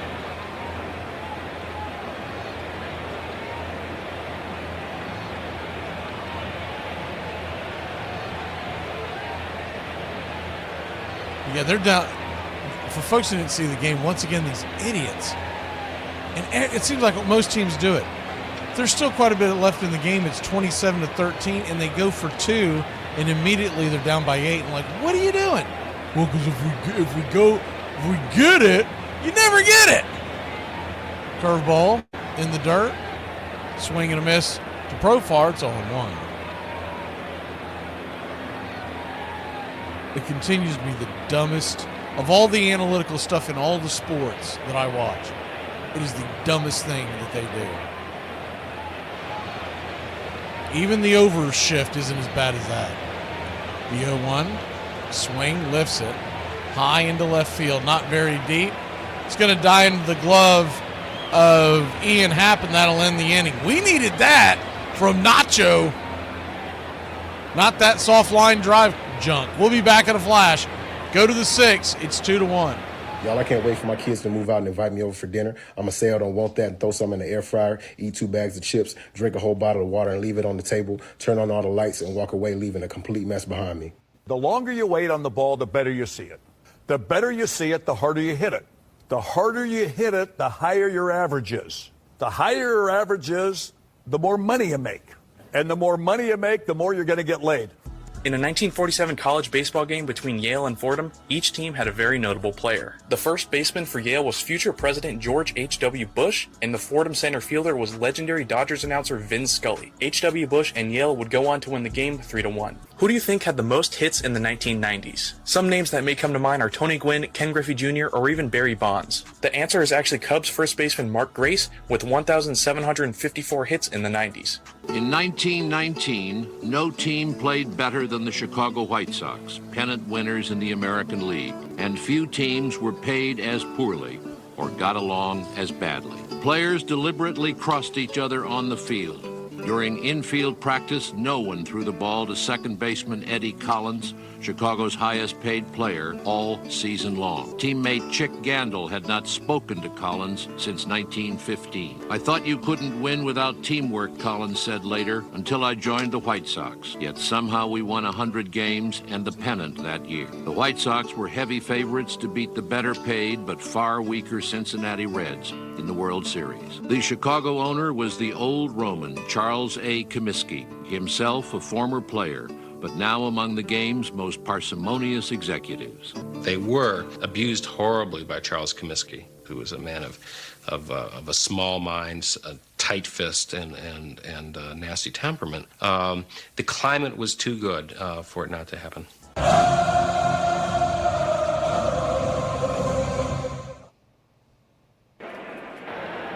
Welcome back. First pitch on the way is a four-seam fastball to Carson Kelly. It's 1-0.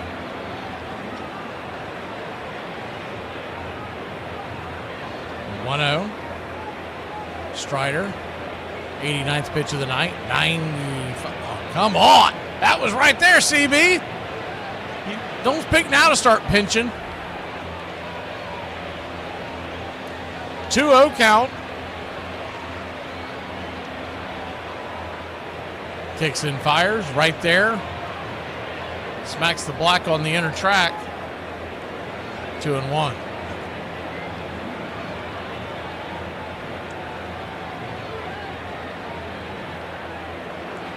The 2-1 pitch. Swing! That ball's belted high and deep. Going back on the track. A loud high out number 1 to start the 6th. That thing about brought rain.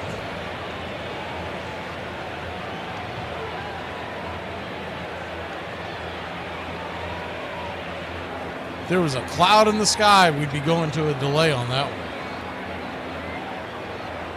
Castro, Willie tight, stands at the plate. First pitch on the way. Swing! That ball smoked through the infield. 4-3 hole, and it's a 1-out single for the Cubbies. Same two teams back at it tomorrow night, and then we get the off day on Thursday. 7:15. Your pitch tomorrow night will come on the air about 6:30. And then Friday, Braves Country Today will come your way at 10 a.m. First pitch of the Houston series, 7:15. First pitch to Dansby Swanson, fouls it back out of play. It's 0-1. In the Houston series, we'll play 7:15, 7:15, and 1:35. So a traditional. Oh, looks like our guy Diaz is warming up in the bullpen. We'll get to see what he's got cooking. The 0-1, down and away, 1-0. This guy has electric stuff, but he hasn't been able to get his velocity's down just a tick. It's really not his velocity. He has struggled with command. 1-1, down and away, 2-1. We'll talk more about him when he comes in the game, but he's had some pretty impressive years in the major leagues, and he's still relatively young. I want to say 28.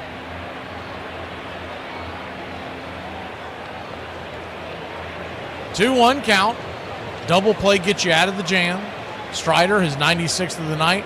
P at the knees, 94 miles an hour, 2-2.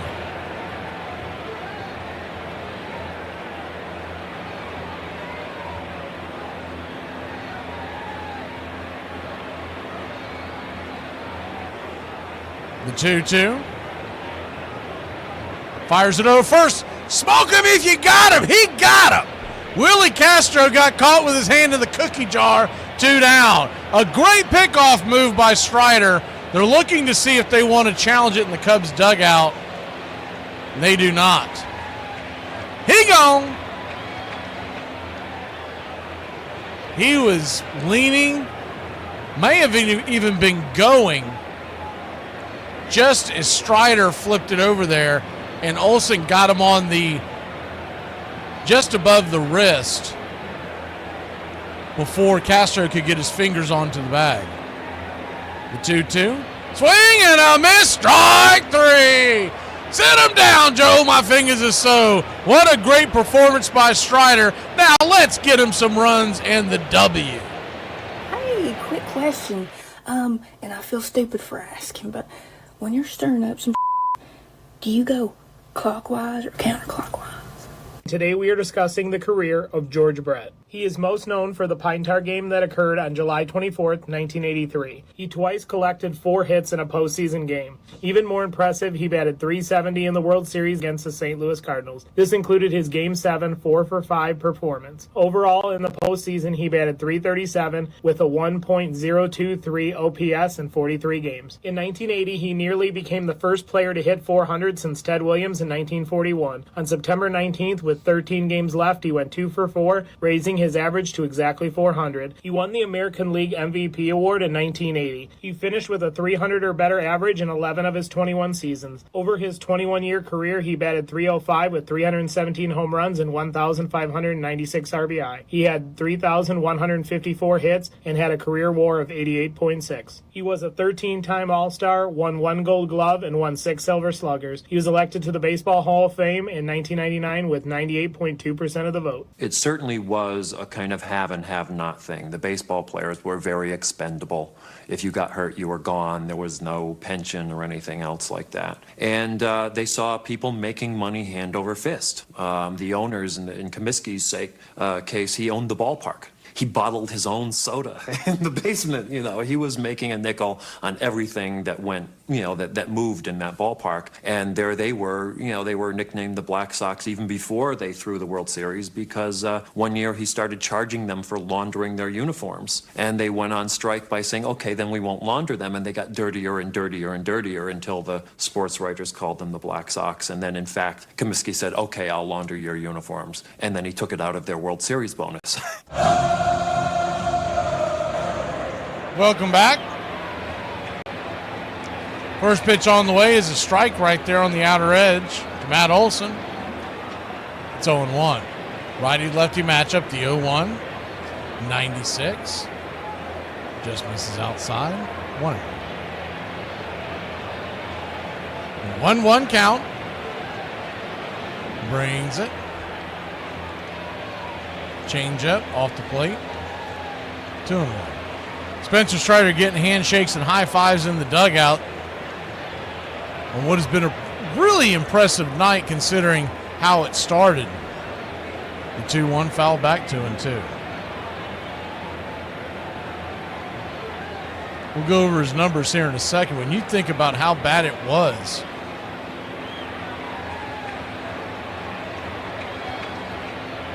the 2-2 caught looking, strike 3. Away.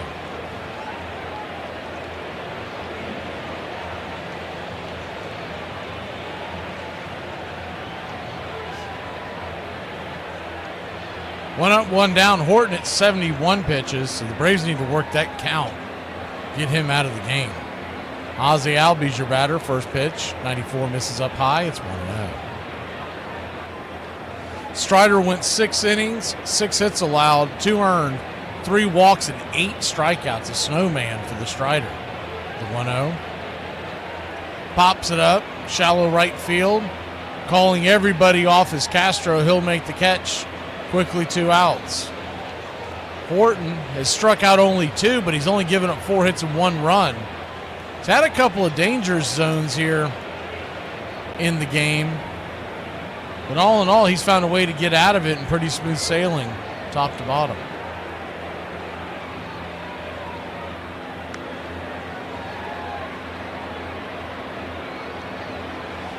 Pitch on the way is a four-seam fastball to Drake Baldwin. Right there for a strike. It's 0-1. The 0-1 chops it over to second, 4-3 put out, and that'll end the inning. So just like that, the Braves go down in order, and quick pitches too. Man, you'd think they're in a hurry to jump on a plane. We'll be back in a flash. Hey, just a reminder, drugs don't ruin careers. Drug tests do. Larry Bird never had a bad season. 3-time MVP consecutively. Only player in NBA history to do that. Only small forward to average 10 rebounds for his career. He's the only one. No flaws in his game. His peak was incredible. 24, 10, and 6 are his career averages on damn near 50, 40, 90 shooting splits. So not only was Larry a great scorer, but he was also a great facilitator, great passer, solid defender, and he was a hell of a rebounder. No flaws in his game. There is a somebody out there for everybody. And the person for you is a psychiatrist. She was probably, I'm sorry, can you stop breathing so loud, honey? He's like, breathe quietly. Comiskey's first baseman, Chick Gandil, a former hobo and one-time club fighter, was tired of it. He was nearing the end of his career and wanted one shot at some really big money. For the right money, Gandil let it be known, he would be willing to talk some of his teammates into throwing the series. There was nothing new in working closely with gamblers to throw games. Many players supplemented their incomes that way. The brilliant infielder Hal Chase had made something of a career of it. But throwing the World Series was something else again. Still, Gandil was determined. And now, the right money was found. An ex-boxer, Abe Attell, and Sleepy Bill Burns, a one-time White Sox pitcher, served as go-between. But behind it all was New York's most notorious gambler, Arnold Rothstein, who was said to be willing to bet on anything except the weather, because there was no way he could fix that.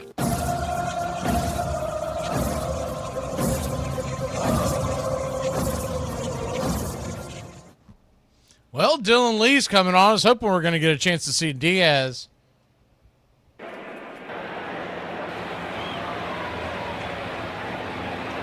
But where they're at in the lineup, they want to put Dylan Lee to work.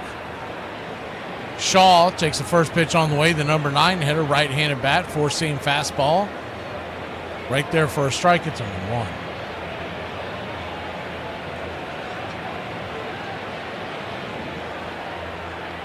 The 0-1. Swing. Fouls it back. It's 0-2.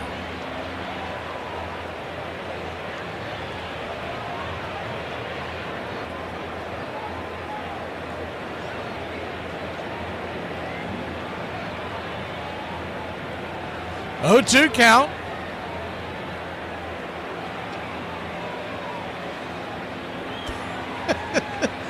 John, you like that clip? The 0-2 in the dirt, 1-2.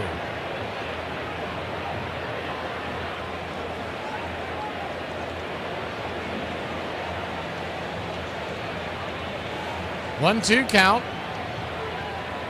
The lives of the baseball players in the early part of the national and major leagues is the 1-2. Chops it over to short. It's going to be an easy 6-3. Kim to Olsen, one away. They had some colorful lives. They weren't millionaires, so they didn't just play baseball and go home and fire up the PlayStation or Xbox and chill in the hotel. They were out there. Two of my all-time favorite players of all time. I never saw play just because I love the stories about them. First pitch on the way to Michael Bush. He's right there for a strike. It's 0-1. Mike King Kelly and is the 0-1. Misses high, 1-1. Mike King Kelly and Rube Waddell will forever be my two favorite players. They had some wild lives. 1-1 count. Right there at the knees, 1-2. I think what's so amazing about King Kelly is he created so many rules we have today because he figured out a way to cheat. And you couldn't stop him because it wasn't really cheating. It was just things no one had thought about. Like the whole substitution rule, the 1-2. Swing and a miss, strike 3. Got him. 2 down. He is the whole reason why you have to have, well, once you come in to a game, you're there for good. And you can't sub out like you would a basketball or a football game. Because he would sit on the end of the bench, and this is back when the benches were out in the open, they didn't have true dugouts.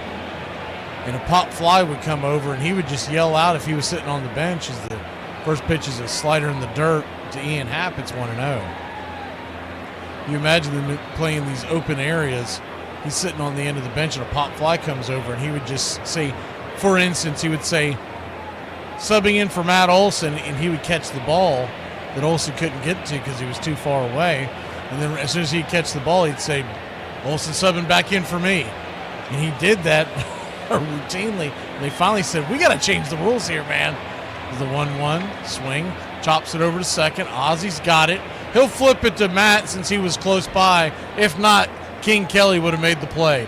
We'll be back in a flash here on Braves Country. I just remember, like, in 1998, when the internet blew up and everyone was all freaked out about it, and they were like, keep your information off the internet. And we were like, yeah, for sure. And, like, now, a stranger can literally just pull up to us in an alley and roll down the window, say our name, and we're like, oh, thank God. Can you take me to where I live? Pete Schneider was a pitcher for the Cincinnati Reds from 1914 to 1918. On May 23, 1923, he had one of the greatest nights a baseball player can have. In that game, he was the starting right fielder for Vernon of the Pacific Coast League at Salt Lake City. In his first at-bat in the first inning, he hit a 2-run home run. Vernon batted around in the third, and once again, he would come up to the plate, this time with the bases loaded. With one swing, he unloaded them with a grand slam. In just 3 innings, he had 2 home runs and 6 RBIs. In the 4th inning, he again hit a home run, this time a 3-run home run. His next at-bat came in the 6th. He just missed another home run when he hit a double off the very top of the center field wall. In the 7th inning, he hit his 4th home run and 2nd grand slam of the game, raising his home run total to 4 and his RBI total to 13. Vernon would bat around again, and Schneider would come to the plate again in the 7th, this time with the bases empty. He hit another home run. His last at-bat came in the 9th. His last at-bat resulted in a flyout to center field. He ended the game with 5 home runs and 14 RBIs. What a performance. Oh yeah, and his team ended up winning the game 35-11. Rosting was basically a guy who never gambled. You know, he's known as a gambler, and he never gambled on anything in his life, which is why he got very, very wealthy. He only put money ostensibly gambling on things that he knew were a sure thing or that he had covered so well that there was no way that he couldn't make a profit. I don't think he really cared about sports. I think he really did cynically feel like, well, these guys are schmucks. They're going to be old men, and I'm still going to be making money off this game when they just have to pay to get into the stadium.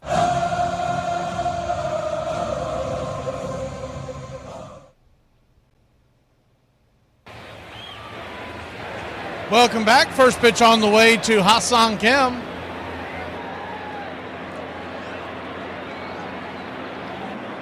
Strike right there on the outer edge. It's 0-1.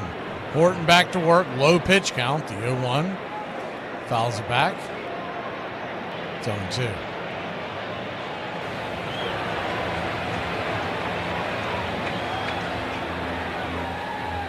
Braves trail by 1. Horton. The 0-2 inside, 95 miles an hour. 1-2. Horton sitting at just 78 pitches.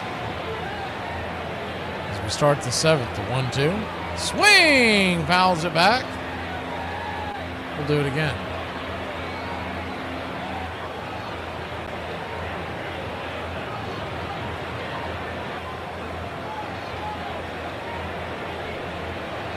The 1-2. Bangs it down the left field line, but foul.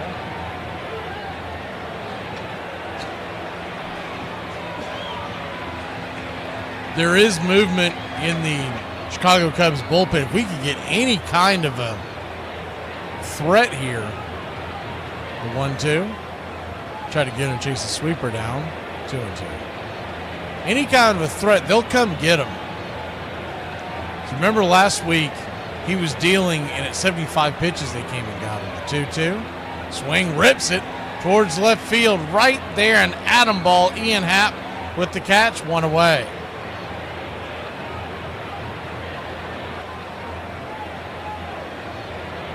One down, and Michael Harris II will come to the dish.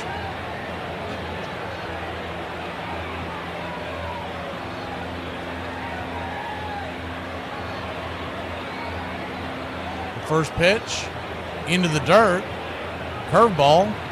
It's 1-0.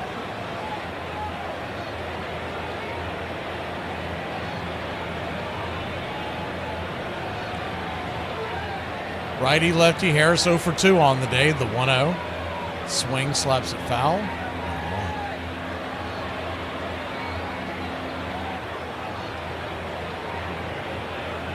Atlanta trails by only 1. We're in the 7th inning. We've yet to get into that Chicago bullpen. Horton with just 2 strikeouts, but 1 earned run. Changeup misses down and in 2-1. He might be starting to hit the wall. He doesn't typically go this deep, and this is the 3rd time through the lineup. The 2-1, down and in, ball 3, 3-1. Standing on deck is Acuna, and that may be where they draw the line, whether he gets Harris or not. Can't imagine they'll let him face Acuna if Harris were to get on. And he may not face him anyways. The 3-1 pitch, swing, hits it hard on the ground, through the hole, under the glove of Horner, and it is a base hit. And Money Mike doing some things here in the bottom of the 7th inning. Let's go, Braves country! What they know about that? God bless you, Mike. Keep your game tight. Never know. You know what I'm saying? I got a little razzle dazzle.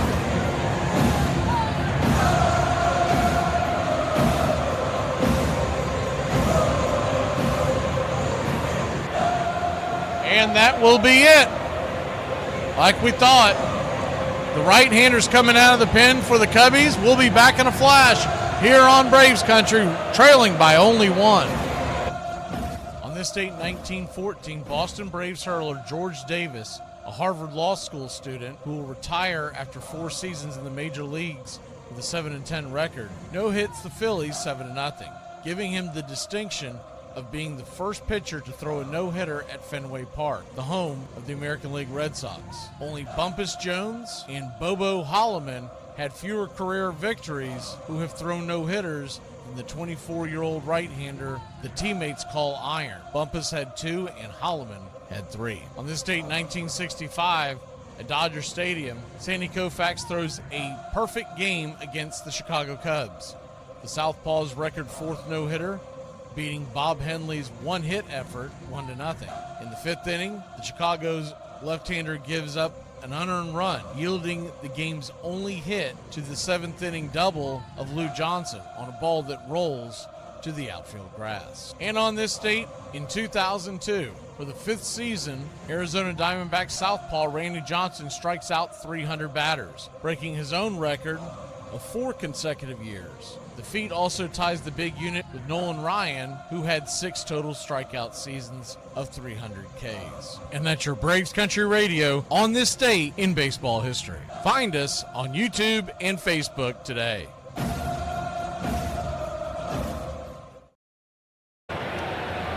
We missed the 7th inning stretch. I guess old age getting to me.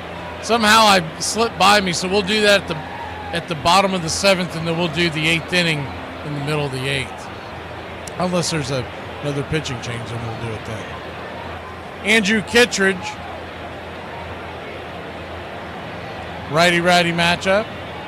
First pitch on the way to Acuna is below the knees, slider. It's 1-0. Kittredge. I knew I was getting old today when I opened up TikTok. The first ad I see is for pickleball, a pickleball paddle. The 1-0. Swing, fouls it away. 1-1. I'm like, man, they know.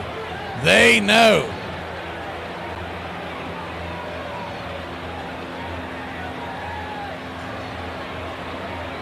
1-1 count. My youth, they would have been trying to sell me a baseball glove or a basketball, the 1-1 in the dirt, 2-1. Not a pickleball paddle. Hell, at least give me some credit. I can still play tennis. Don't have to fully give up. 2-1 count.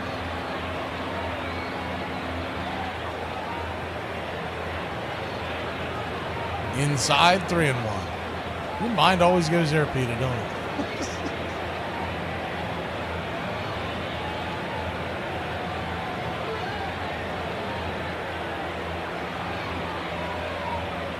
3-1 to Acuna.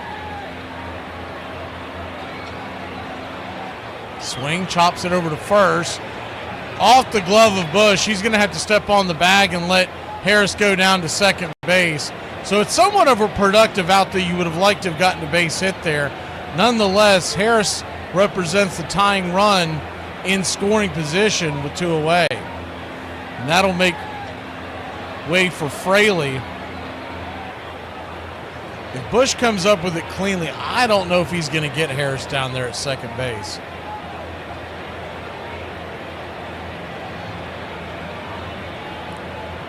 First pitch to Jake Fraley, who's 1 for 2 on the day. 4-seamer inside, it's 1-0. We'll take one little base knock right here. The infield is back into the right and the outfield pretty straight away and deep. The 1-0. Swing. 95, fouls it straight back. It's 1-1.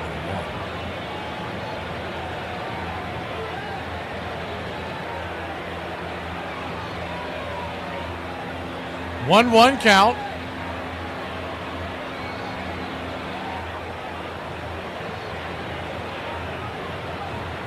Swing. 4-seam fastball. Sizzles it back to the backstop. Just missing time in that one up. You see it go straight back like that. He is on it.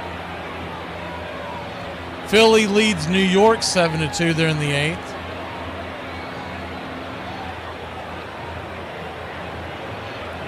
The 1-2. Slider down and away. Good take by Fraley. It's 2-2.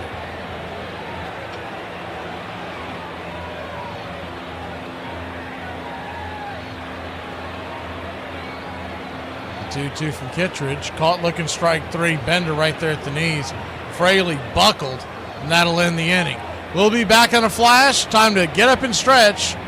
The 8th inning stretch. Here we go. All right. I can't see you. Let me hear you. All 1, 2, 3. Me out to the ball game. Me out to the night. Find me something up Cracker Jack.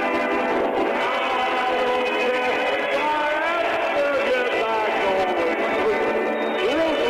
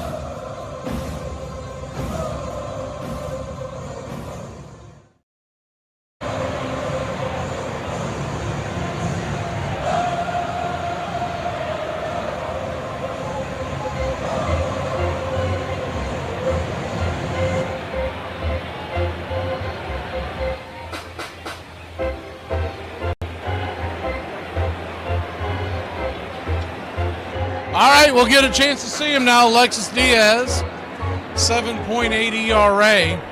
A 5 ERA when he was with the Dodgers. First pitch on the way, 95 miles an hour. Inside for a ball, it's 1-0. Diaz picked up off the trash heap as the Dodgers were trying to sneak him through waivers. The 1-0, 93 inside, ball 2-0. Like I said, he has struggled mightily with this command. You can see the electric stuff coming out of his release is the 2-0. 86 slider right there, 2-1. It's wild.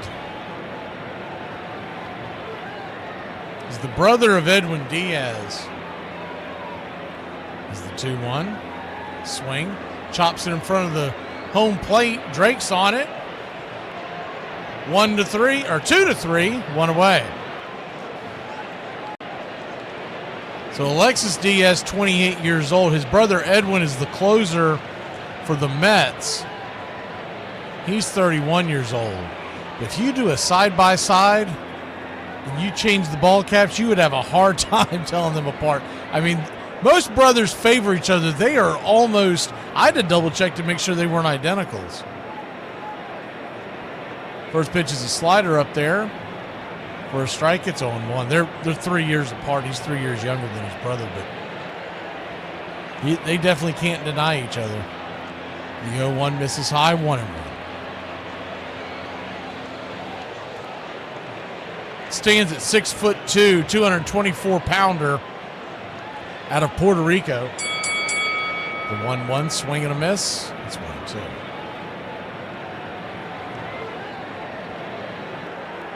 One-two count.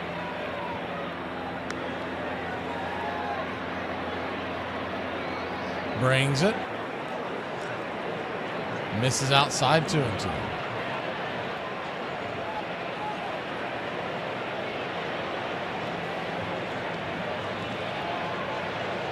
The 2-2 in the dirt, hits him in the foot. He'll head on down to first. That's that wildness we're talking about, and that is the last person you want to put on base.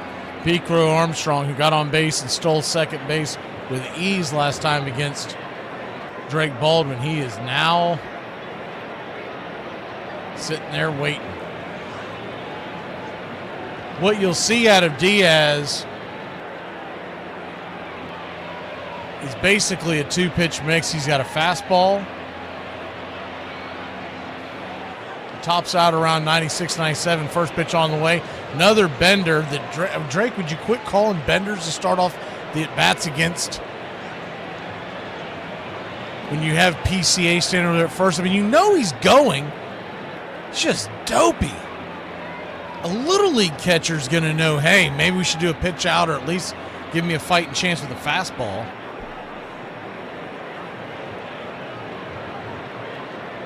Next pitch on the way is a slider outside wide, 2-0. He's got a slider and a four-seamer. That's it. The slider averaged around 87 miles an hour. The fastball at around nowadays is the 2-0 misses, 3-0. That pitch hit the zone, but CB Buckner missed the call. The fastball is averaging nowadays around 94. When he was at his tops, it was a 3-0 pitch. Up top, same spot. Got the call this time. Same exact spot. 3-1. When he was in his prime, so to speak, his fastball was 3-1 inside. Almost hits him. Either way, he's heading down to first on another free pass.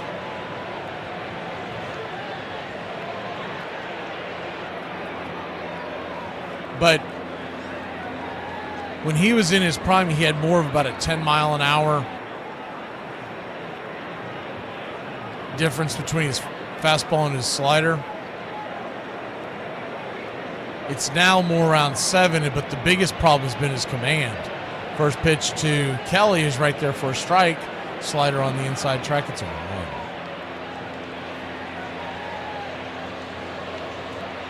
The 0-1. Brings it. Swing, chops it foul. 1-2.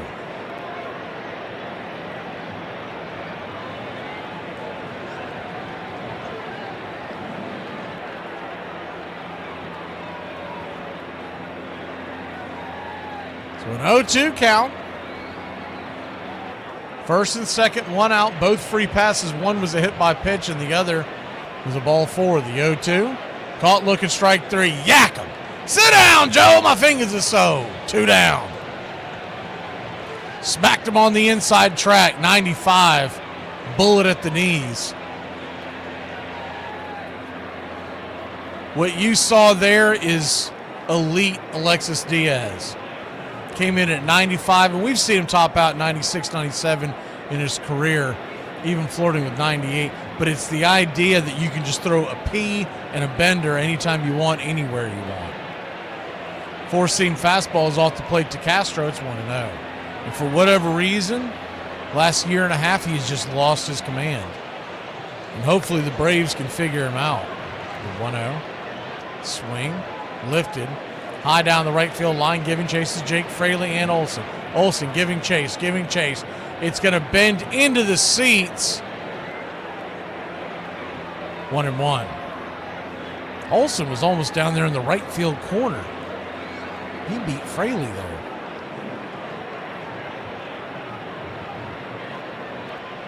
I don't know if Fraley just got a better read on it, realized it wasn't going to get over there.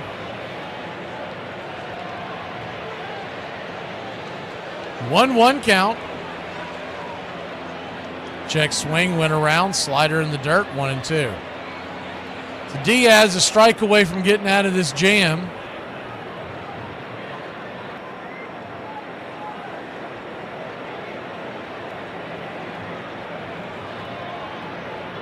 Standing on decks is Dansby Swanson.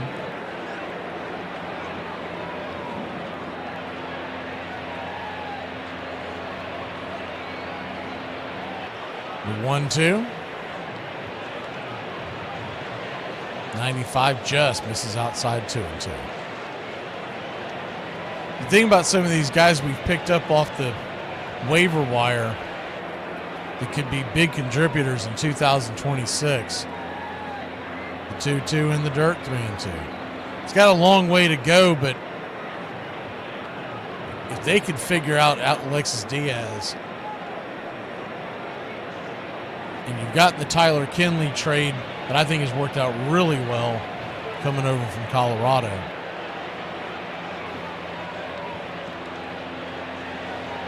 Alexis Diaz was the closer for the Reds. The 3-2 inside, did that get him? Either way, he'll head on down to first, and now bases are loaded. Dansby Swanson, who is 0 for 3 with 3 strikeouts, but he's no longer facing Spencer Strider. He's facing Alexis Diaz. Could we trade Alexis Diaz to the Mets? So trade his brother to the Mets, and they give us Acuna's brother. Everybody's happy. First pitch on the way to Swanson's down the way. It's 1-0.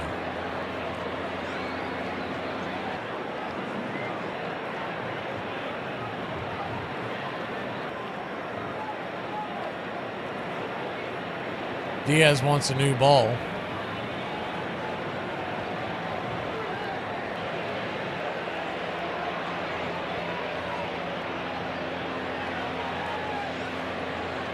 The 1-0. Swing, chops it foul. I think that might have gotten a piece of Baldwin. 1-1.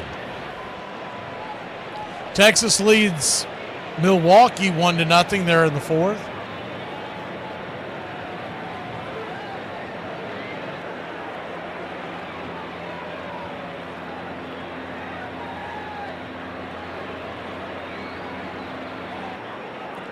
One count. Phillies are all over the Mets. It's 9-2 in the ninth. The 1-1 in the dirt, 2-1. Talking about the ball was flying there in the Bronx tonight. It is 11-2 Tigers in the seventh.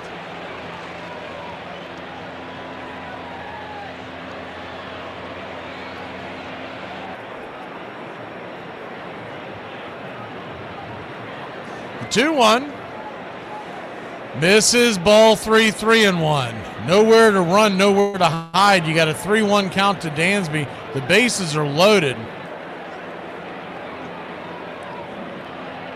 A little surprised that they didn't go and get him when he loaded the bases, but the 3-1 in the dirt, ball 4.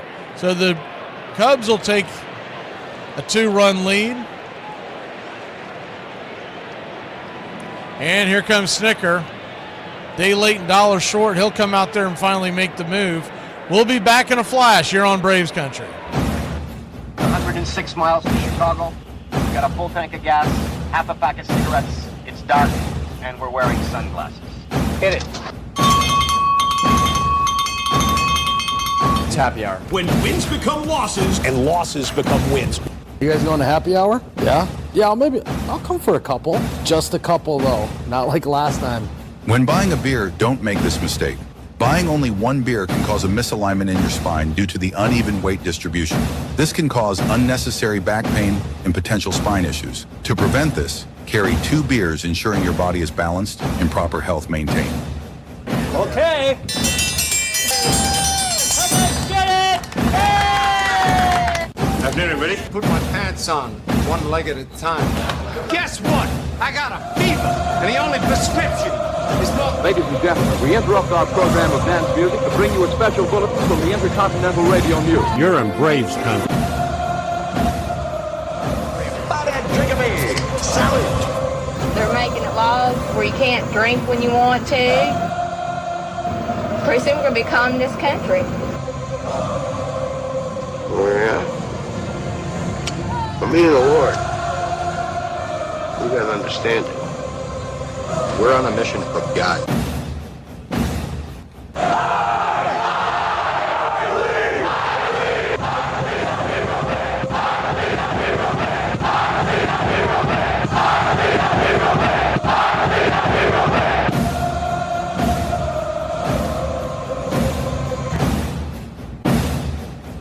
If you want to stop me, you're gonna have to kill me!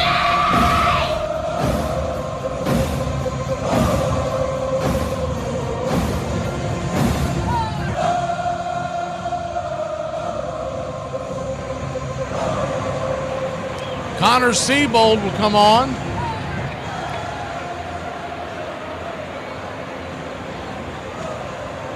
Siebold, the right-hander with a 3.38 ERA.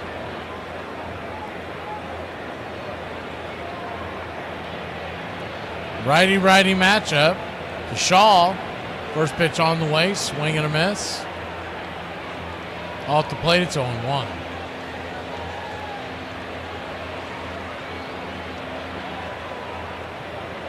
What you'll see out of him is a four-seamer, a slider, a changeup, and a sweeper. The 0-1, swing and a miss. Slider up top, it's 0-2.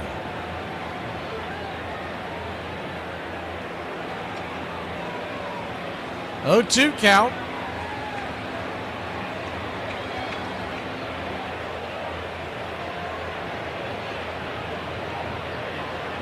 Kicks and fires. Swing, pops it up. Back out of play. We'll do it again. Siebold was drafted out of Cal State Fullerton by the Phillies back in 2017 in the 3rd round.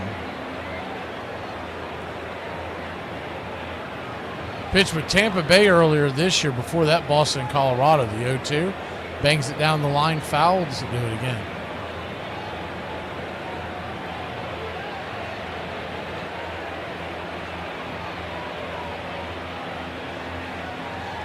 This is his second appearance with the Braves. Went up against the White Sox on August 19th. Gave up 2 runs in an inning and a third. The 0-2. Outside wide, slider misses 1-2.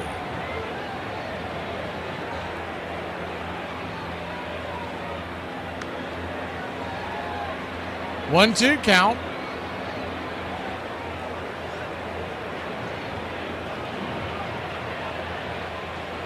The pitch, swing, rips it into center field, down for a base hit. 1 run will score. Here comes the throw to home plate, and they would have had Dansby tagged, but Nacho Alvarez drops the ball. It gets kicked away, and the Dansby comes home to score. It's now 6-1. Good Lord. He was going to have him tagged. The ball was hit to Harris. He threw it into the infield and a bullet over to third base. I have to see it again, but it looked like, oh no, I don't know what he tried to do there. The ball went bouncing by him, and he still tried to tag Dansby Swanson like he thought Dansby was an idiot or something. I don't know. The ball clearly bounced right past Dansby. He knew it. He was trying to avoid a tag, and Nacho was more concerned about being clever than knocking the ball down. So 6-1 your score now. The 0-1 swing and a miss. It's 0-2.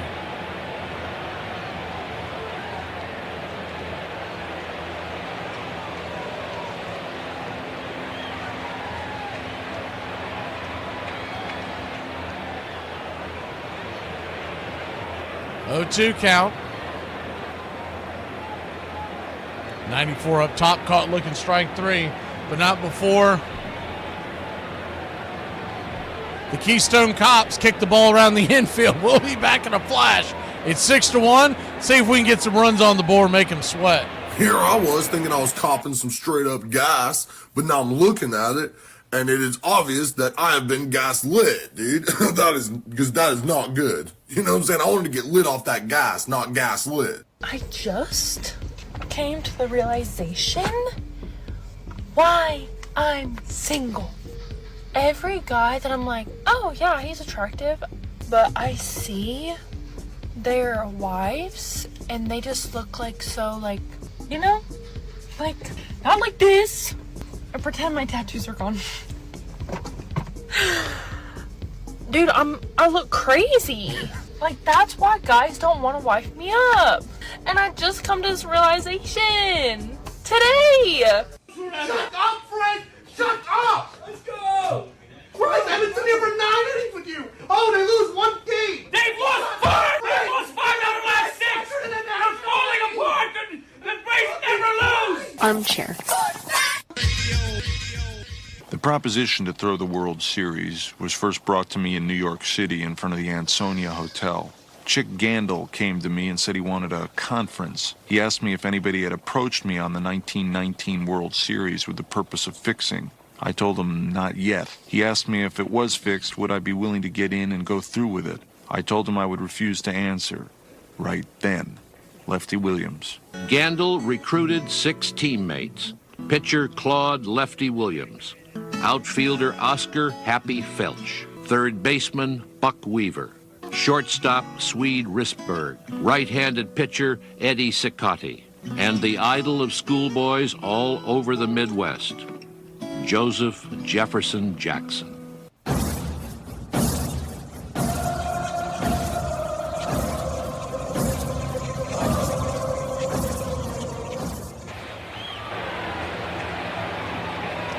Caleb Thielbar comes in. First pitch on the way to Nacho Alvarez. Right there, first strike, it's 0-1. Lefty-righty matchup, the 0-1. Drops the teardrop. Curve ball, it's 0-2.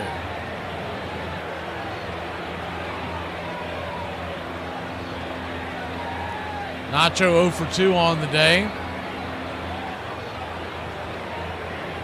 The 0-2. Fouls it down the line. Do it again.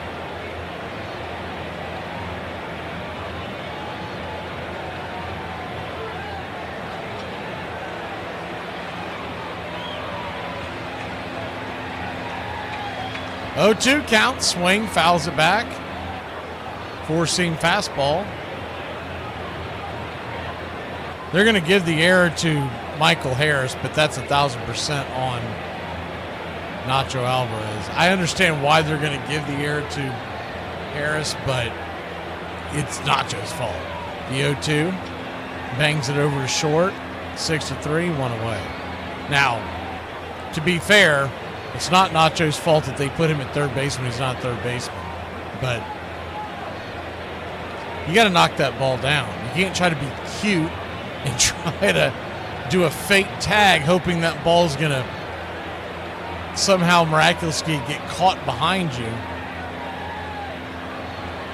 You got to knock that ball down and keep him at third base.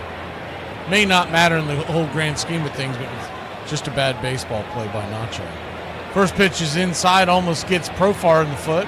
Lefty-righty matchup. The switch hitting Profar 1 for 3. 1-0. Swing rips it high into the left field, but not deep enough. Right there at the warning track for a loud out number 2 to start the bottom of the 8th.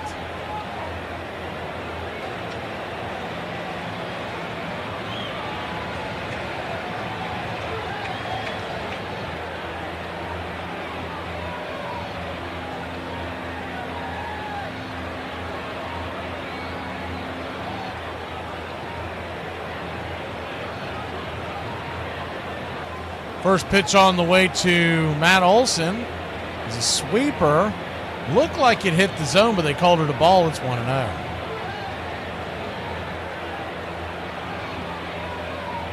1-0.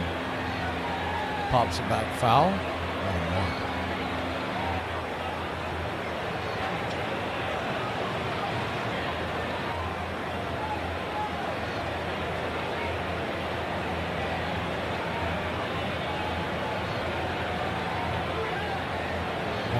Pitch. Down and away. 2-1.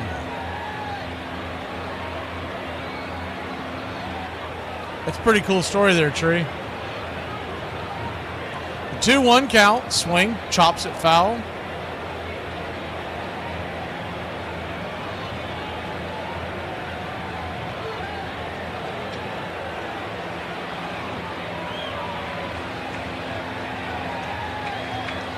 Always liked old Ernie.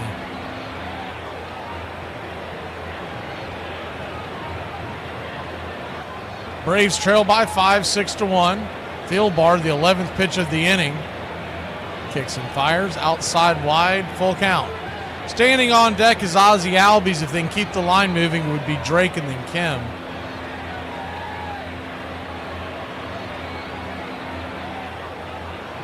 The payoff pitch to Olson. Swing and a missed strike 3. That'll end the inning. Probably chase one on the inside track, but a defensive swing, no doubt. We'll be back in a flash here on Braves Country. 9th inning we go, trailing by 5. Today we're discussing the 1939 New York Yankees. They had 4 players with 100 or more runs. Every player in their starting lineup finished with double digits in home runs and doubles. They also had 4 players who finished with 100 or more RBIs. The most anyone in their starting lineup struck out was 81 times. Only 1 player had more strikeouts than walks. 5 players had an on-base percentage of 400 or higher. 5 hitters produced an OPS plus over 130. The Yankees' pitching was also great in 1939. Red Ruffing threw 233 innings with 148 ERA plus. Their bullpen ate up a lot of innings. Combined, Steve Sundra and Mariusa Russo threw 240 innings with an ERA below 2.75. That season, DiMaggio was incredible. He won the American League Most Valuable Player, batting .381 with a .671 slugging percentage, 30 home runs and 32 doubles. Oh yeah, and he only struck out 20 times. In May of that year, they went 24-4, scoring 213 runs or an average of 7.6 runs per game. By the end of May, they were already 6.5 games up in the American League. They won the American League by 17 games with a record of 106-45. In the World Series that year, they faced the 97-win Cincinnati Reds. The 1939 Yankees have the 6th best winning percentage of any team that won the World Series. They also have the largest run differential in baseball history at plus 411.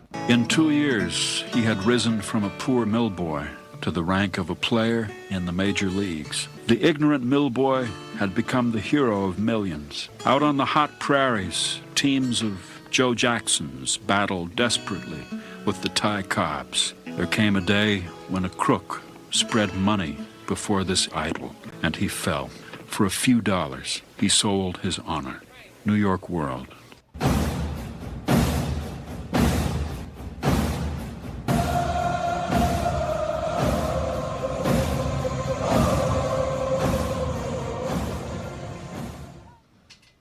Welcome back.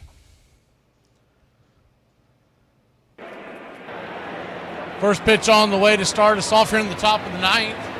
It's a four-seam fastball, 93 miles an hour. Top of the zone for a strike. It's 0-1.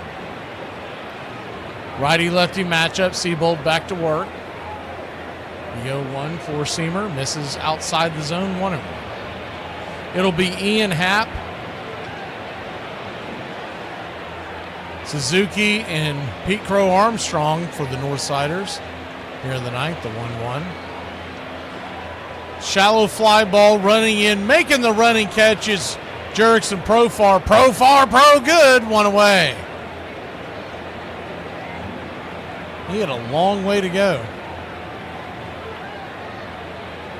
He's quickly becoming one of my favorite players, and I know everybody was down on him because of the PEDs things, but I love watching that kid play, man.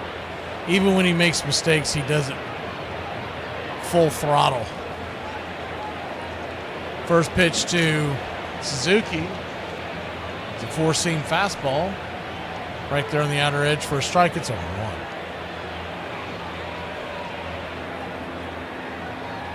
The 0-1. Right there. At the knees. 0-2. Not wanting him to lead off has nothing to do with not liking Profar. It said I think Acuna should be the leadoff, and Profar should be 2, and then Olsen. And I think you lengthen the lineup quite a bit, and you see those three bats more often. As the changeup is inside, 1-2. Acuna, by the way, is 2 for 3 on the day. But batting Ron Acuna Jr. number 7 makes absolutely zero sense. Even if he is in a slump, you don't take your best athletic player, your best bat, top to bottom, and stick them all the way down in the 7-hole. 1-2 count. He's more likely to get out of his slump at the top of the order than he is at the bottom. Pitch on the way, swing, fouls it straight back, will do it again.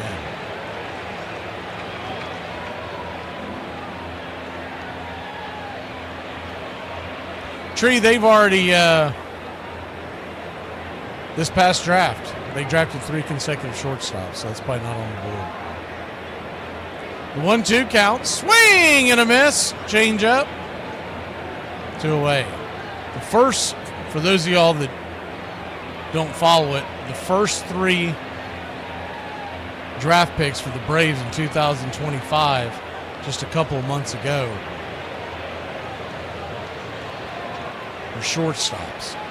And now that they've got the shortstop figured out for 2026, because in all likelihood, Kim is going to pick up his player option. First pitch swinging by PCA, deep into left field, back at the warning track at the wall, making the catch is Profar, and that'll end the inning. Cubs go down in order. We'll grab the bats. Ozzie Albies in the heart of the order coming to the plate.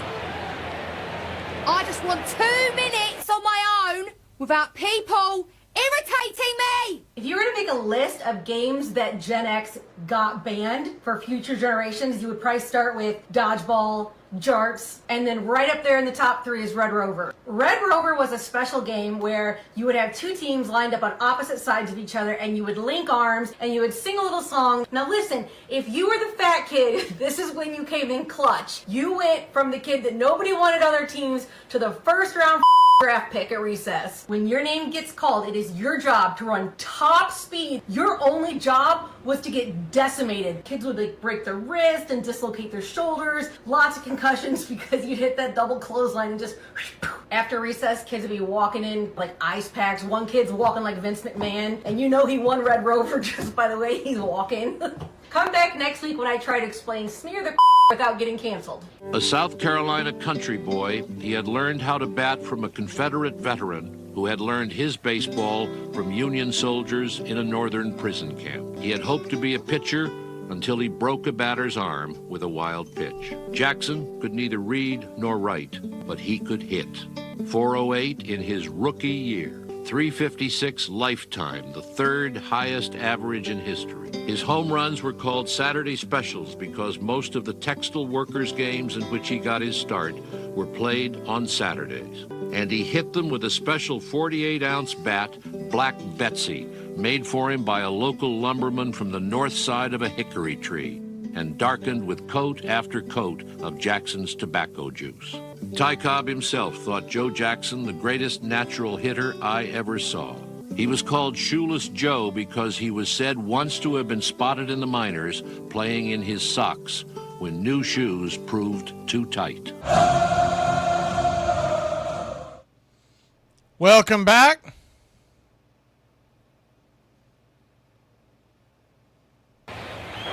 First pitch on the way from Ben Brown is right there for a ball to Ozzie Albies. It's 1-0.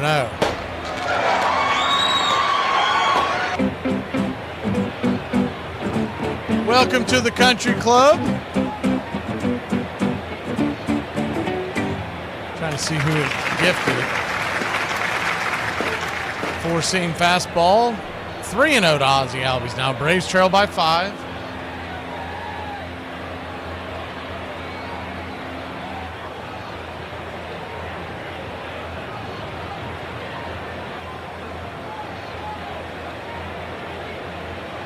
Three-one count. Kicks and fires, top of the zone. Swing and a miss, full count. Lost the feed there for a second. There it goes. I don't think I lost audio with y'all. It was something to do with the radio station. The payoff pitch, check swing, went around, strike 3. That ball was nowhere near the zone. Ozzie was clueless on that one. Got up 3-0 and then chased 2 high ones well out of the zone, 1 away. Welcome to the Country Club Toast and Deshaun, David, Jay. What was it, 1, 2? Well, I must have missed one, but. Knuckle curve right there. For ball outside the zone, 1-0. Anyone who's still hanging around here. Oh, the goat is in here. Okay. Good to see you, goat. 1-0, popped it up. High in the sky. F7 in your scorecard. 2 down. Figured those that are still in here on watching the Braves get their brains beat in on my birthday, I figured I'd go ahead and send some memberships out. So 2 down. Kim, our last hope. You're our last hope, OB1. Isn't that how it goes? First pitch on the way is 96 up top on the outer edge. It's 0-1. Braves down to their last out. Thank you, Seahite. The 0-1. Swing and a miss. It's 0-2. No 2 count.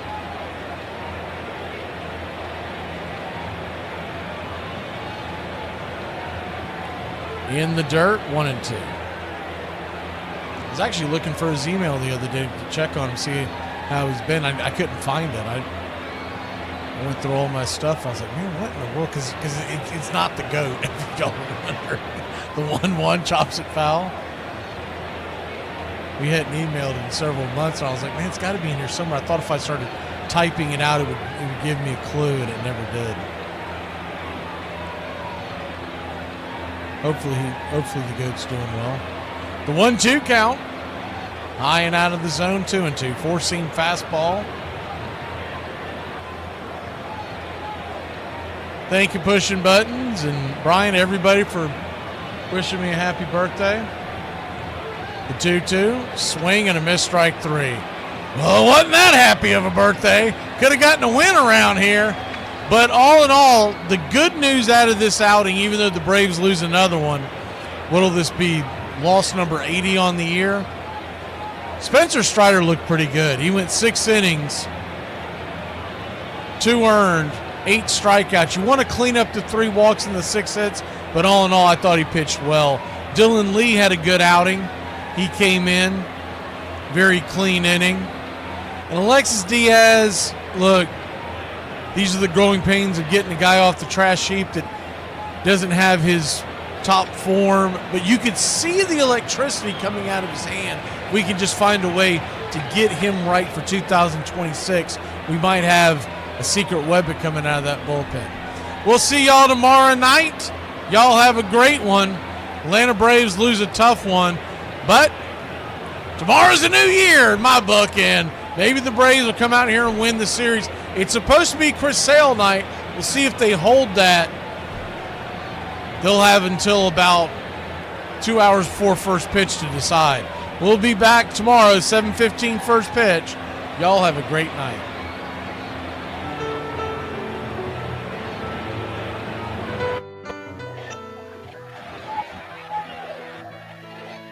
Casey at the Bat by Ernest Lawrence Thayer.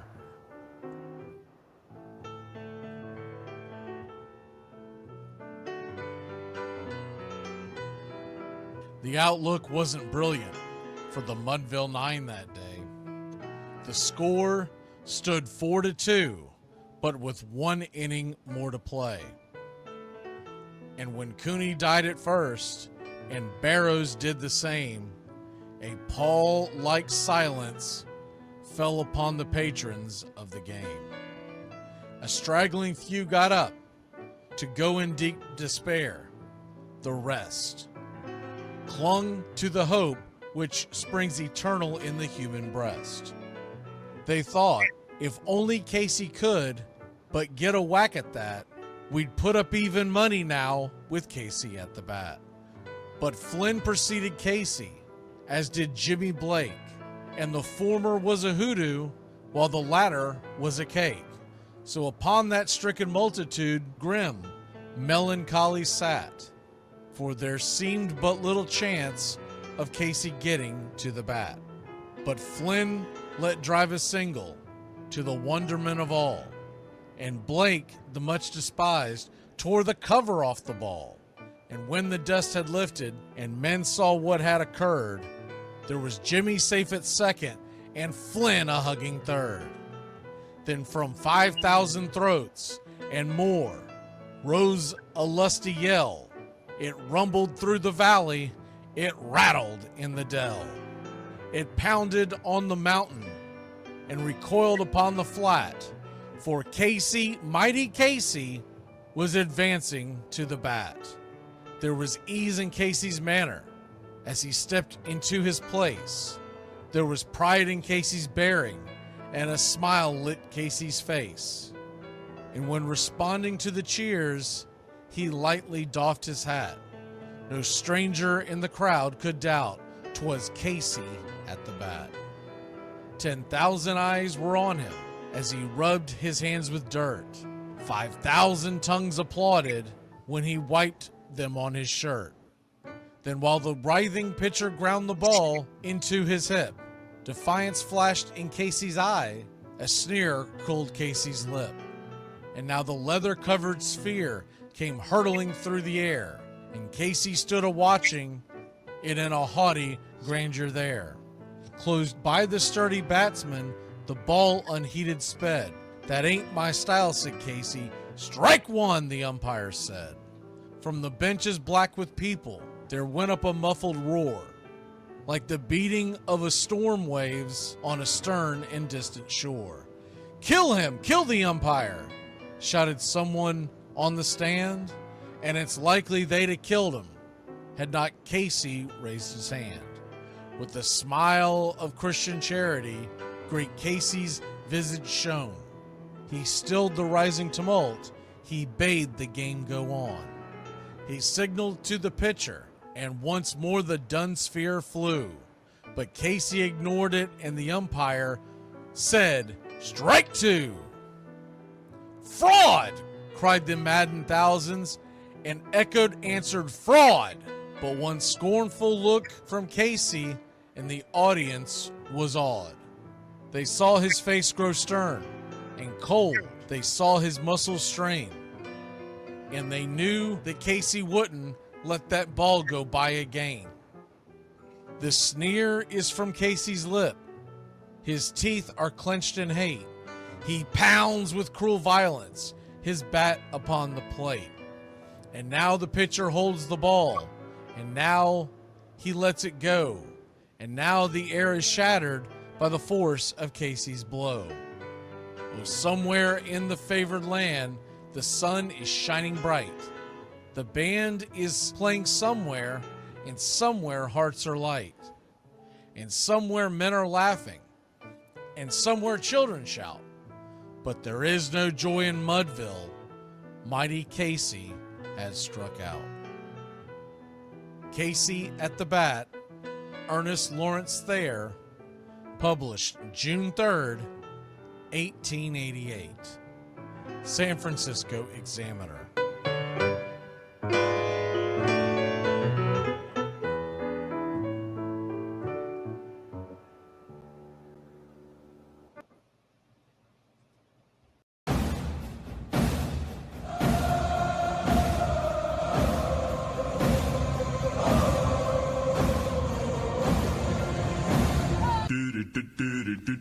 Goodbye, sweetheart. Well, it's time to go.